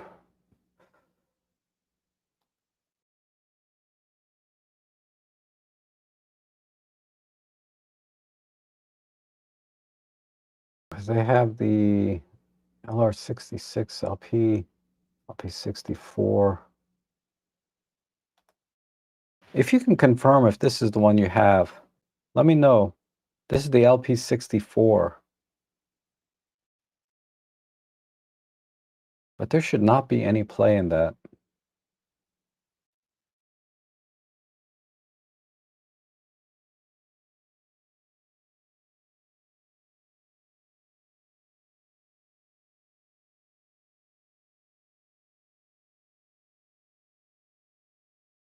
Okay, just confirm you have the LP64.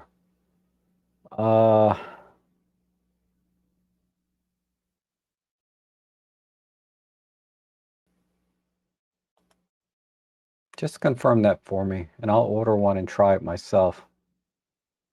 Okay. If that's the one you have, I'll order the same thing and see. Okay?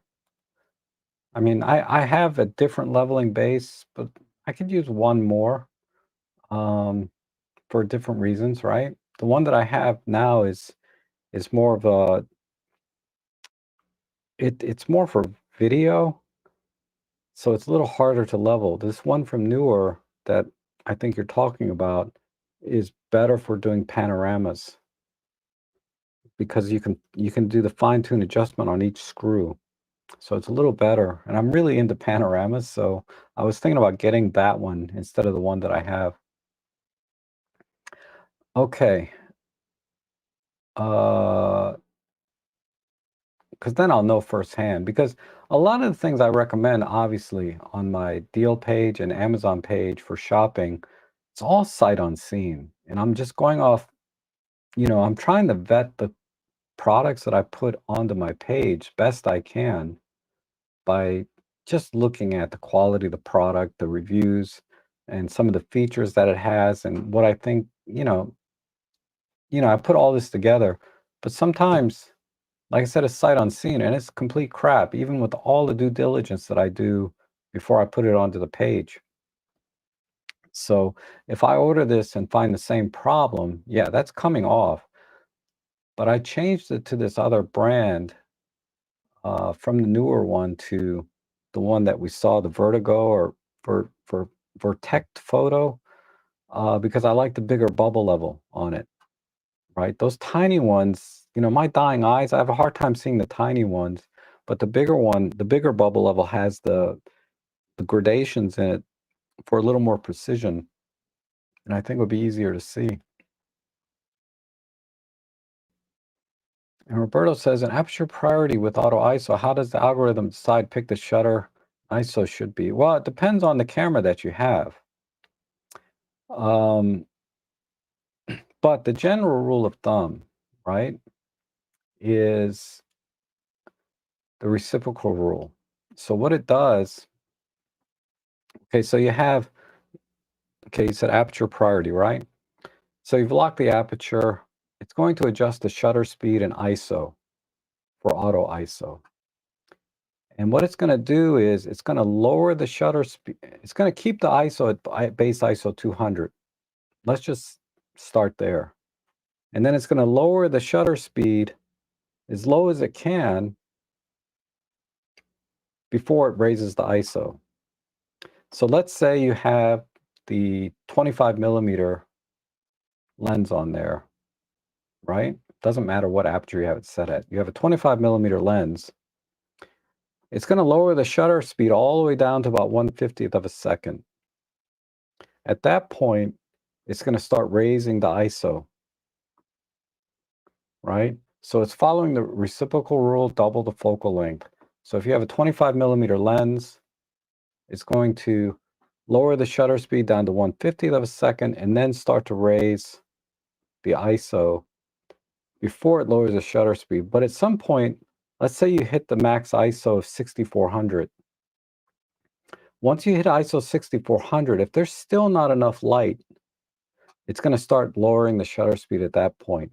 So you might end up with, you know, 1/10 of a second ISO 6400 if there's not enough light. But generally speaking, if you have a ton of light, you're going to have base ISO 200 and you might have 1/1000th of a second.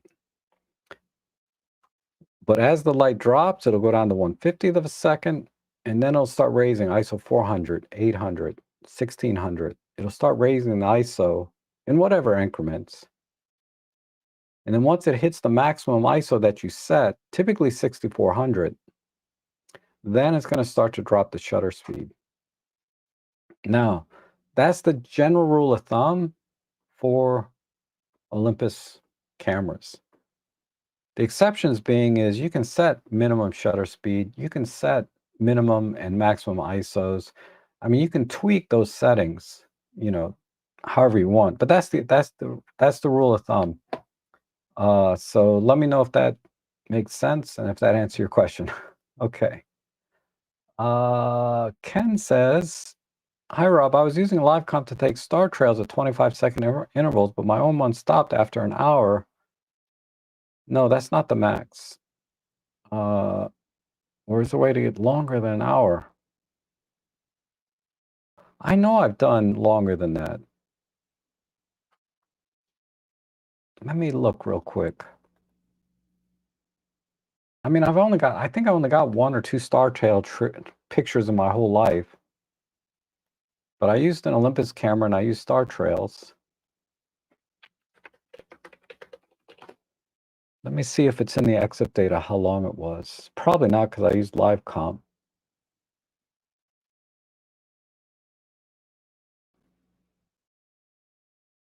EM1 Mark III, 300 minutes.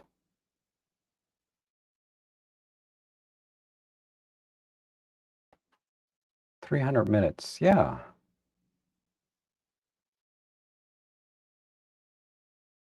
So this image here, live comp, 30-second, f2.8, ISO 1000 for 3 hours.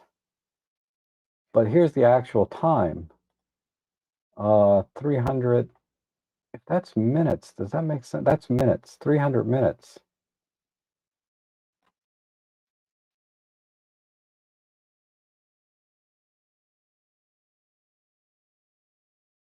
So if we do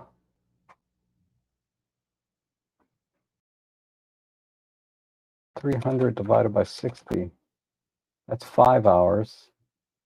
It's not 300 seconds because that would be like 5 minutes. So this was probably closer to 5 hours. I have to update this, 5 hours. Because the time is right here, 3 minutes, 300 minutes. And that's with my EM1 Mark III. So I don't know why you're stopped.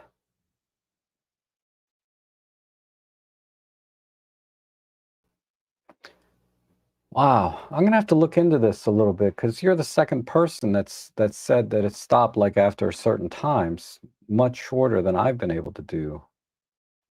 So I'm wondering if what settings, but try the settings I showed there, 30-second in live comp at ISO 1000. Maybe that's it. Oh, I think Robin just left a comment. Generally, the limit of live comp is 6 hours. But yeah, like I said, when you start doing these really long exposures, you need an external power source. So the M1 Mark III, if I recall,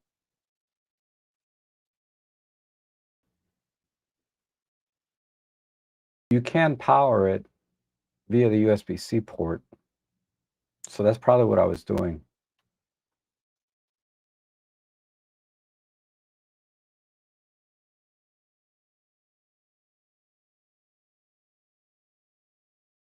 Okay.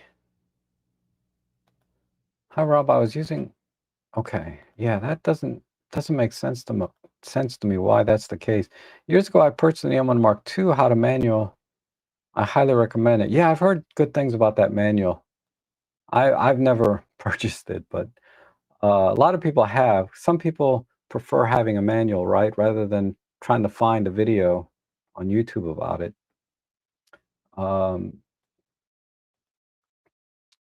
and I was 100% Fuji about 3 years ago, and then they just disappointed me on the AF front so many times, along with the price going through the roof. Yeah, the pricing on the Fuji stuff, they never discount, or they don't discount enough. And then once it's sold out, you can't get one. It's ridiculous. And what does Robin say? Minimum shutter speed selected by camera will be about 2x the focal length, and ISO will be calculated to match that unless you override the minimum shutter speed settings. Yep.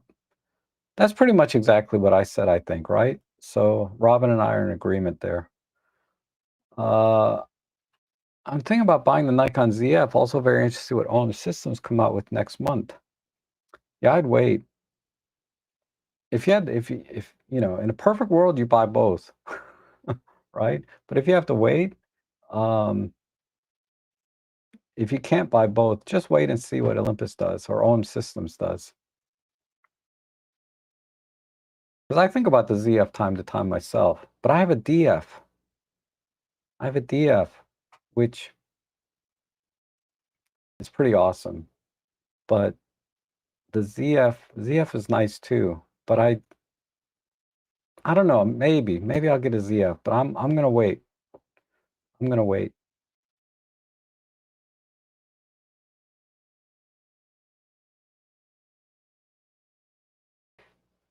And okay, so now my chat is overlapping. I'm kind of back to where I left off before. And good to see you too. Love your stream. Oh, thank you, Marco. Marco's been with me a long time. He's been on my channel as a guest as well. He has a great channel called Hot Hardware. And if you're into computers and want to get you know, the scoop on what's coming out, what and he does live builds. I watched that stream where you did a live build. That was pretty awesome. I won't do that anymore myself, but it was fun to watch. I mean, computers are like Lego now, right? You just kind of snap things in and out. But Marco and his buddy there, I forget his name, do a great job. Only about 5 weeks to go for macro season to start back up. Yeah. Everything warms up and blooms. I can't wait. Yeah, I'm done with winter even before it starts. Man, I tell you.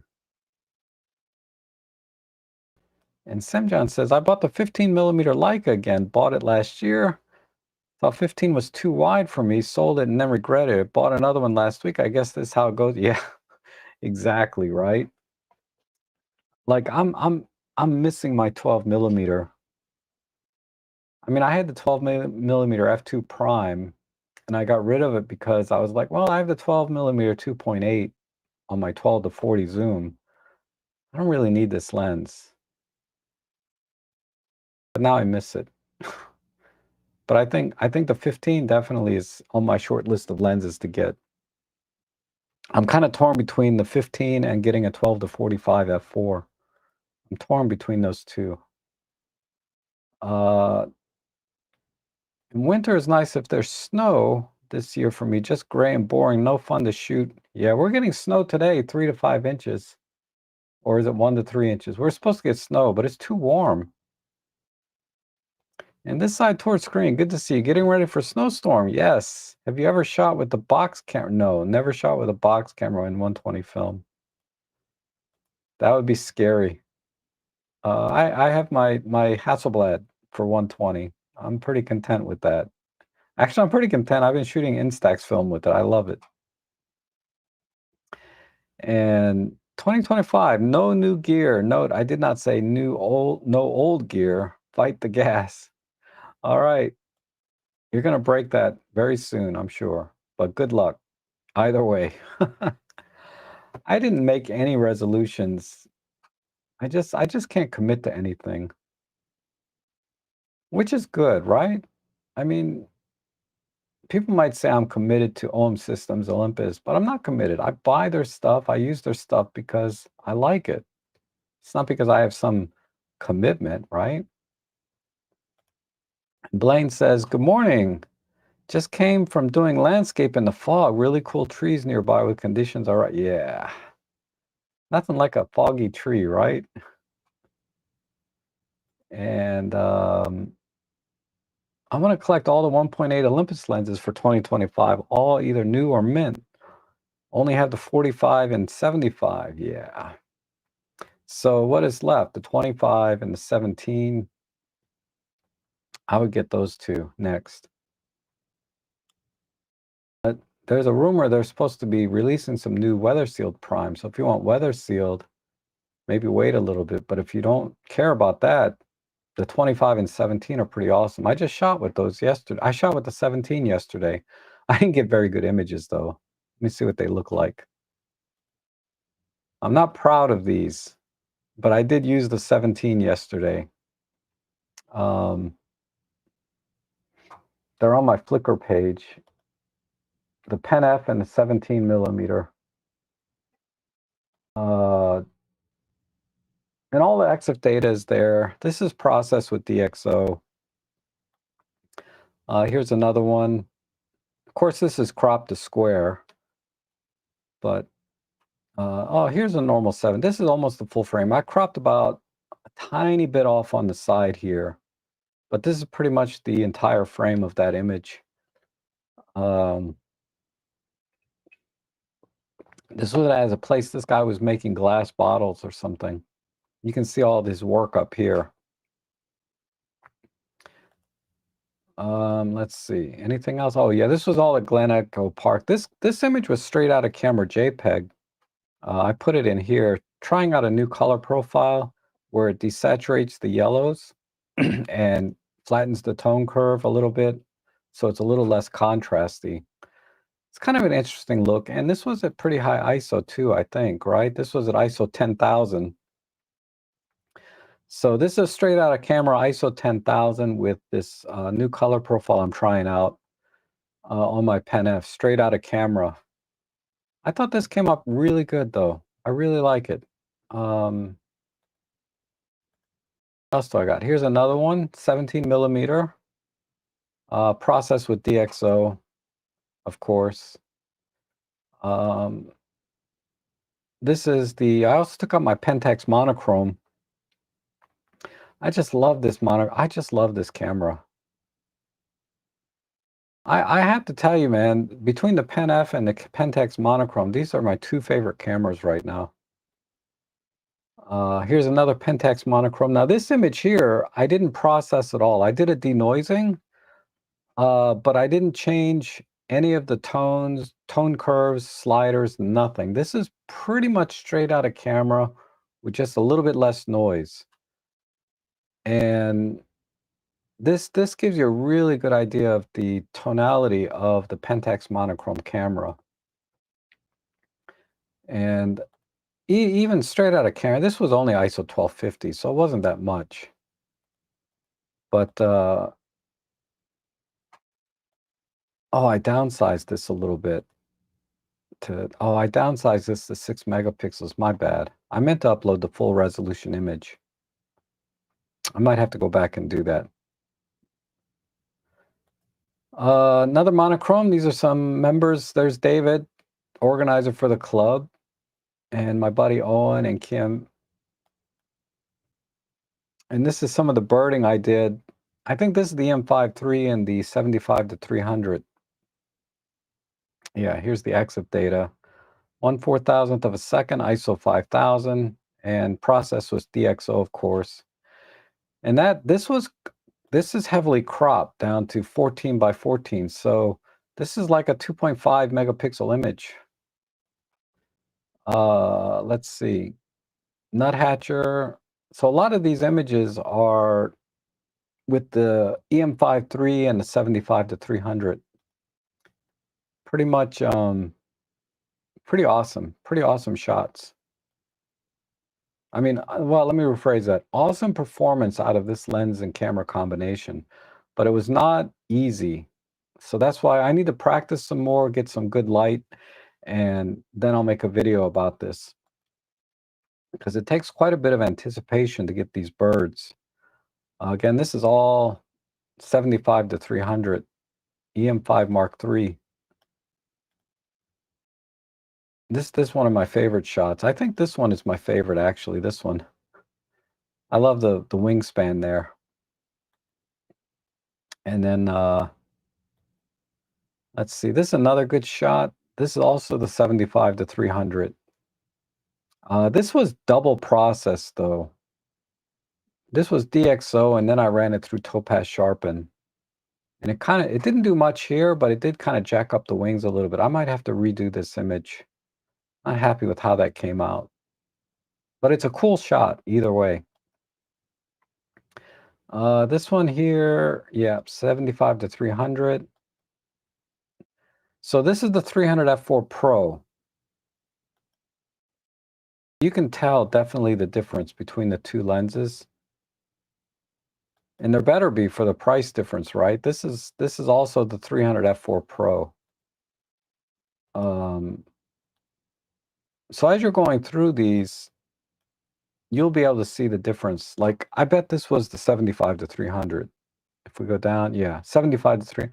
I can tell right away there's a certain crispness to the 300 f4 that you don't get with the 75 to 300.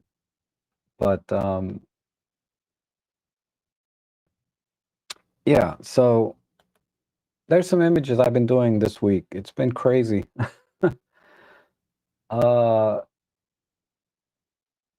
Roger says, I have the 12 to 42.8 looking at a used 12. Yeah, you don't need it, though.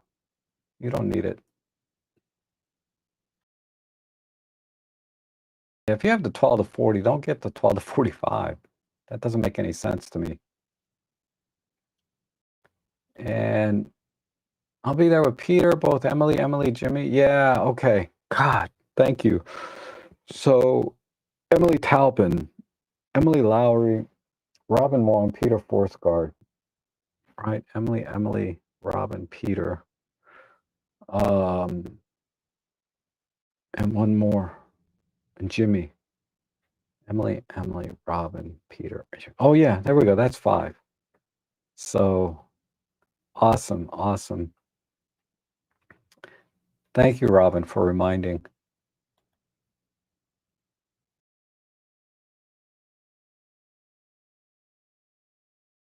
Uh,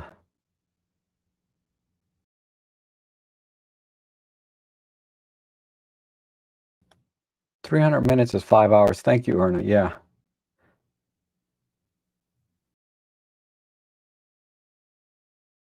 Though you've never pushed it. So I did 5 hours. So I beat Robin. Yay.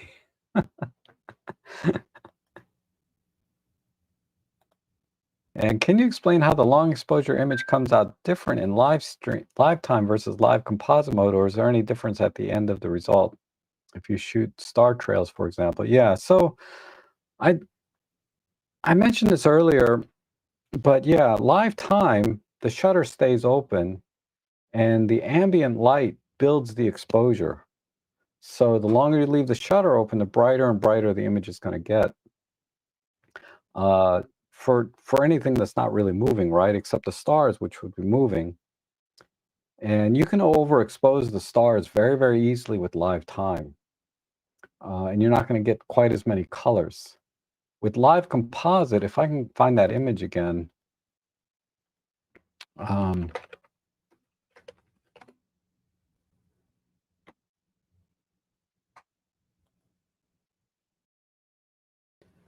you'll notice that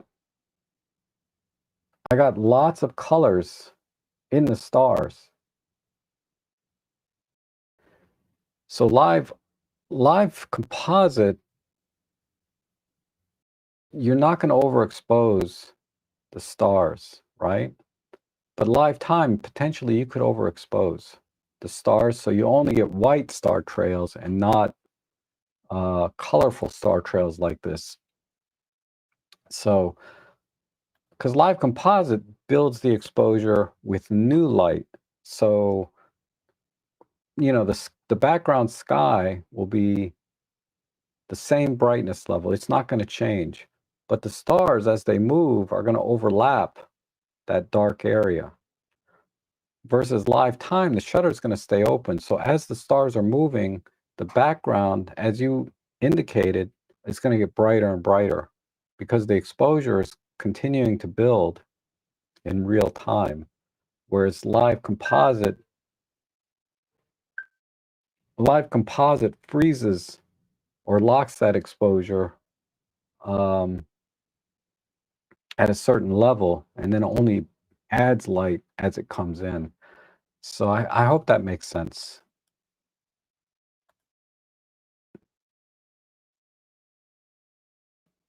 And by the way, oh, hey, Adam, how are you? Good to see Rob, Robin, and the rest of you. I love the way Rob stretches out and chats long form. We should monetize better for you, Rob. Yeah, streams, I make like a couple bucks. If I'm lucky, I might get $5 or $6 total. Because I turn the ads down to conservative, like the lowest setting. So I heavily rely on donations, subscriptions, coffees, and using my affiliate links. Oh, I'm sorry. My mom keeps calling me. One second. Oh, sorry, my mom. She's gonna bring me soup again. If you guys been following my streams or know me over the years,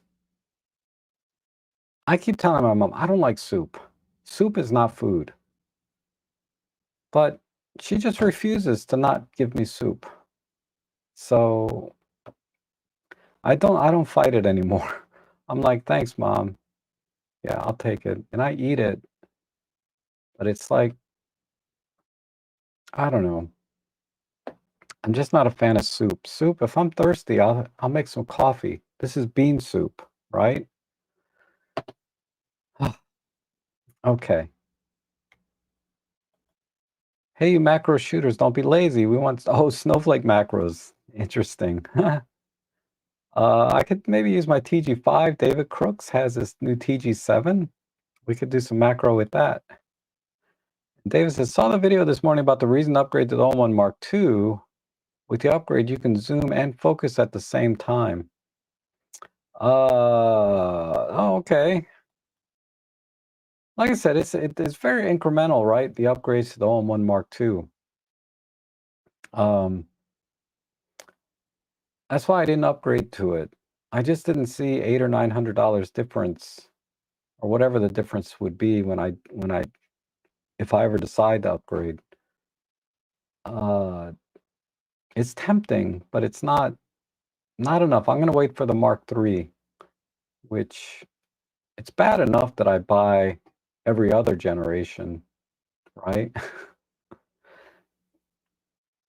I should be good with the All-in-One Mark I. I've had it, what, 3 years now? Come March, in 2 months, I would have had the All-in-One Mark I for 3 years. That's got another good couple years life in it, for me, before I might start to feel like my skill set could use a little bit of an upgrade, like, you know what I mean? I don't know how to articulate that well. But yeah, I'm going to wait for the Mark III, see what it brings to the table. Most likely it'll be enough for me to want to upgrade for the price difference, because the all-in-one by then will be worth nothing. So I'm not, you know what I mean? So I can keep it without worrying about it. For me, if I traded my all-in-one Mark I now, I'm trading in a very valuable camera. But in a couple of years, if the Mark III comes out, it'll be like, well, this camera's not worth much. I'll keep it and get the new one, nice and shiny. I don't know. The video is by Mike Lane. Okay, yeah, Mike Lane's pretty reliable. I should have him on as a guest one time. Um, I I would like to do more interviews and have guests on. I'm just I don't know. I'm honestly I'm a little intimidated sometimes reaching out to other creators. And I'm like, why would they want to come on my channel, They might hate me, I don't know. When you get kind of nervous or intimidated, you start thinking all these crazy things. Oh, they probably hate me, or, you know, talk bad about me behind my back. I don't know. You just start thinking crap when they might actually like me a lot. I don't know, or be indifferent, I don't know. But it doesn't benefit you guys at all, my hesitation, right? It would benefit you if I could have them on so you could talk to them live. I don't know. Oh my God, it's been 2 hours and 20 minutes. Sorry. Let me try and get through this chat faster. Anyone ever shoot with the 21 Zuiko? I have not. But if anyone has, give Mark a shout out. And Adam says they need to revisit a Weather Seal 254517 non-pro. Yep, I agree 100%. A lot of people have been asking for that. Absolutely. And Zoltan is here. Hey, buddy, how you doing? Good to see you. And let's see. And when you go and use the 75 to 300 on an older body without all the AI stuff and advanced features, you realize how much modern technology. Yeah, it definitely helps. It definitely helps, and it reveals how weak my skills are. So I guarantee if you're awesome at shooting with an old camera, wildlife and birding, you'll be even super awesome with all the tech added. You know what I mean? I've definitely seen my limitations in wildlife photography when I kind of so the limitation, it's not the camera so much that's limiting me, it's me, right? Because there's photographers out there will get the shot in one click, right? Consistently. That's where I want to be. Get it in one shot consistently, no matter what camera I'm using. And then all the other tech can only help, right? And ATR Breast, thank you for the Amazon $14.95 fanny pack on your deal page. Great value. Yes. You're welcome. Yeah. Join me on Tuesdays. I'm always looking for deals like that. That was a good deal. I should have bought it. It's back up to like regular price now. I should have bought it myself. But I just if I pointed my camera in that direction, you guys would see a mountain of bags and backpacks. So I gotta stop.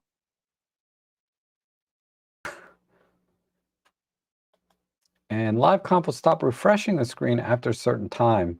A lifetime does. Live comp, I think, goes on forever. But it may stop. I've never paid attention. I can't sit there. I don't know. I can't remember. These are all great questions, though.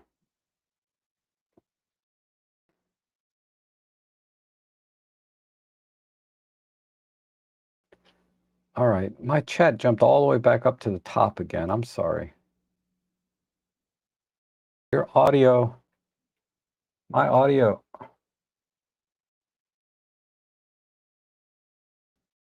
Is my mic on? Sorry. Your audio and I zero quality are faulting.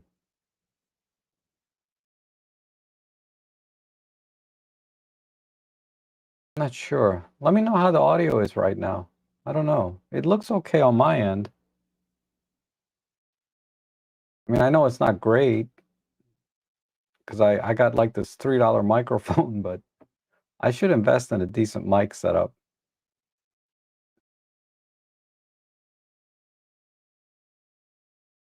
And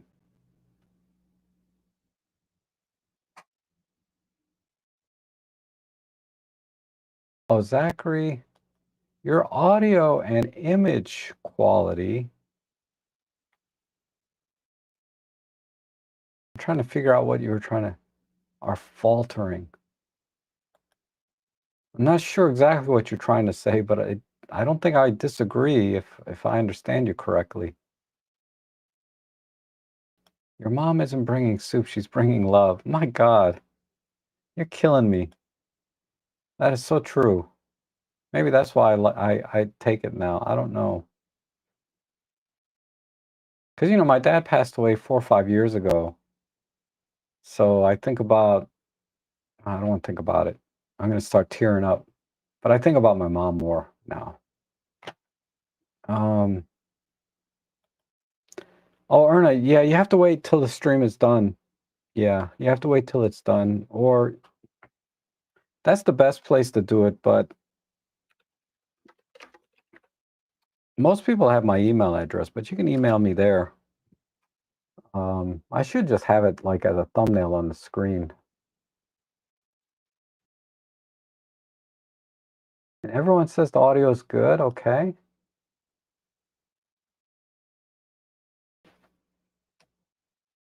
Uh, flawless, poor audio and video quality. Okay. Yeah, I don't get it. I don't know why the audio and video is bad.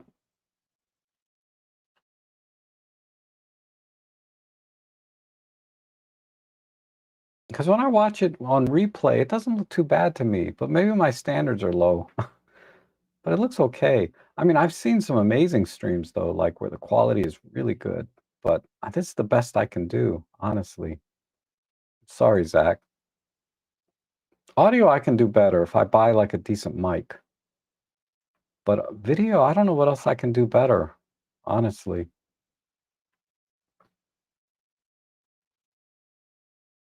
Um,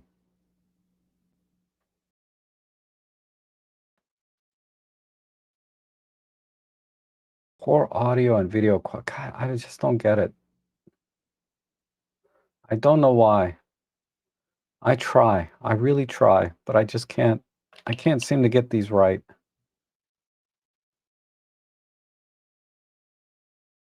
Um, don't forget the like button. Thank you. Quality might be on his end. Audio is popping a little. Sounds like static. Okay. How's that? Is that any better? I have the power plugged in to the microphone, but sometimes that causes it. Oh, the quality is poor compared to previous. Okay. I'm really not doing anything different. I don't know why the quality's bad. Of course, I didn't lock the settings this time. I just have it on auto. The last stream and most streams, I have all my exposure settings locked, so I don't. But because I was using the camera for birding, before the stream started, I put it back on, and I didn't do all the settings before the stream started, so I just put it on auto. That could be it today too. Because you know some people are very sensitive, very conscious of video quality, audio quality, and I don't want to discount what some say is great and some say it's not great, right? So if you say it's not great, I believe you. It's just the question is whether I can do better.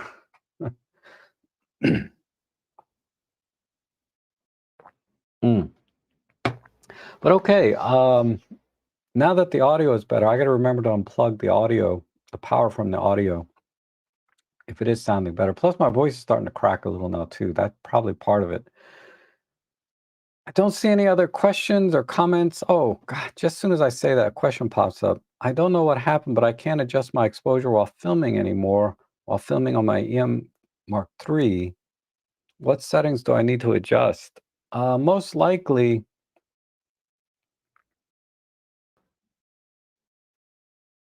uh, well, first of all, I have to start from the very basics, right? Make sure you're in manual mode, right? When you're shooting in video. So if for filming, I assume you mean video. Make sure you're in manual mode. And then let me see what other settings there might be. That's the big one. And then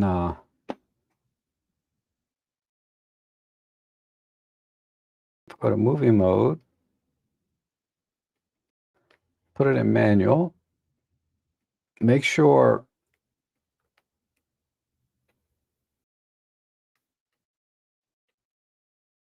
the other thing is make sure flicker scan is turned off. Okay, so manual mode, flicker scan off.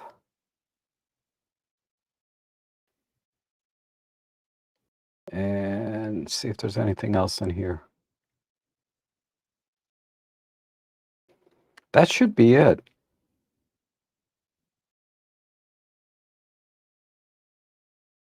Because now I can adjust shutter speed, aperture, and if I click this, I can go to ISO and adjust ISO.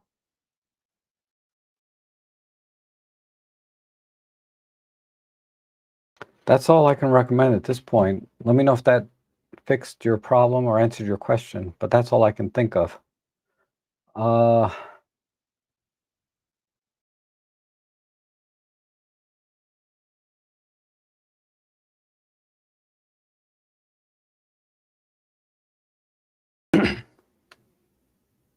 let's see. So what's your plan for tomorrow? Doing some DC street photography for the inauguration. I hate crowds, but that would be wild. No, I'm not going into DC. And tomorrow's going to be cold, so I don't know. Um,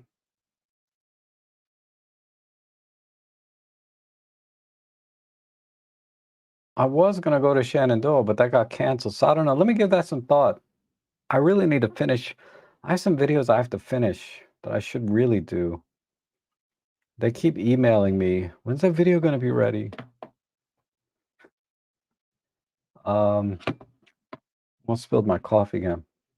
Oh, we definitely need to get together. Maybe tomorrow, but it's so cold tomorrow. I don't think I want to go out tomorrow, man. Not when it's that cold. Uh, so Zach says I switched machines. Audio is better, but video not so much. Okay.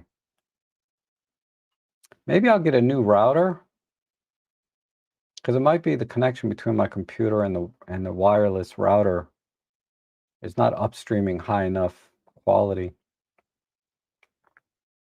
I mean, there's a lot of moving parts in between me filming or being live here and YouTube.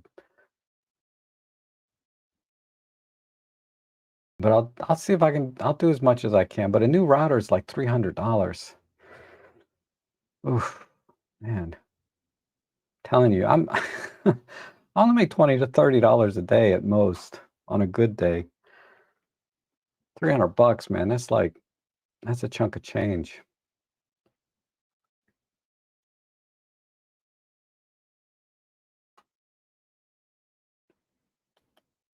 But DF Crew says yes. Okay. Yeah, I think you just need to be in manual mode. Oh, all right, Eric, Marco. I was looking at a new Wi-Fi 7 router. But that'd be awesome, Marco. You're so generous. I appreciate that. Marco saved me a ton of money. He's so generous with his like you know, extras. He's got lots of extra stuff. I wish I could return the favor. Um, but it's greatly appreciated, Marco. Thank you. Okay, so I think I'll call it here. 2.5 hours. Plus I'm getting hungry. How about you, David? How about you guys? Anybody else hungry? I start thinking about food and I get, it's like this Alexa thing doesn't help. It's always showing me pictures of food. Now it's coming on because I said her name. But anyhow, you guys have a great rest of your week. Stay warm. If you're in Australia, stay cool.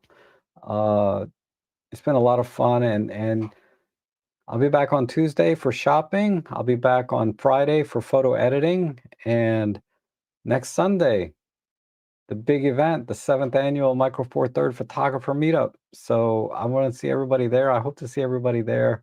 Thanks so much for being here today. I hope to see you again soon.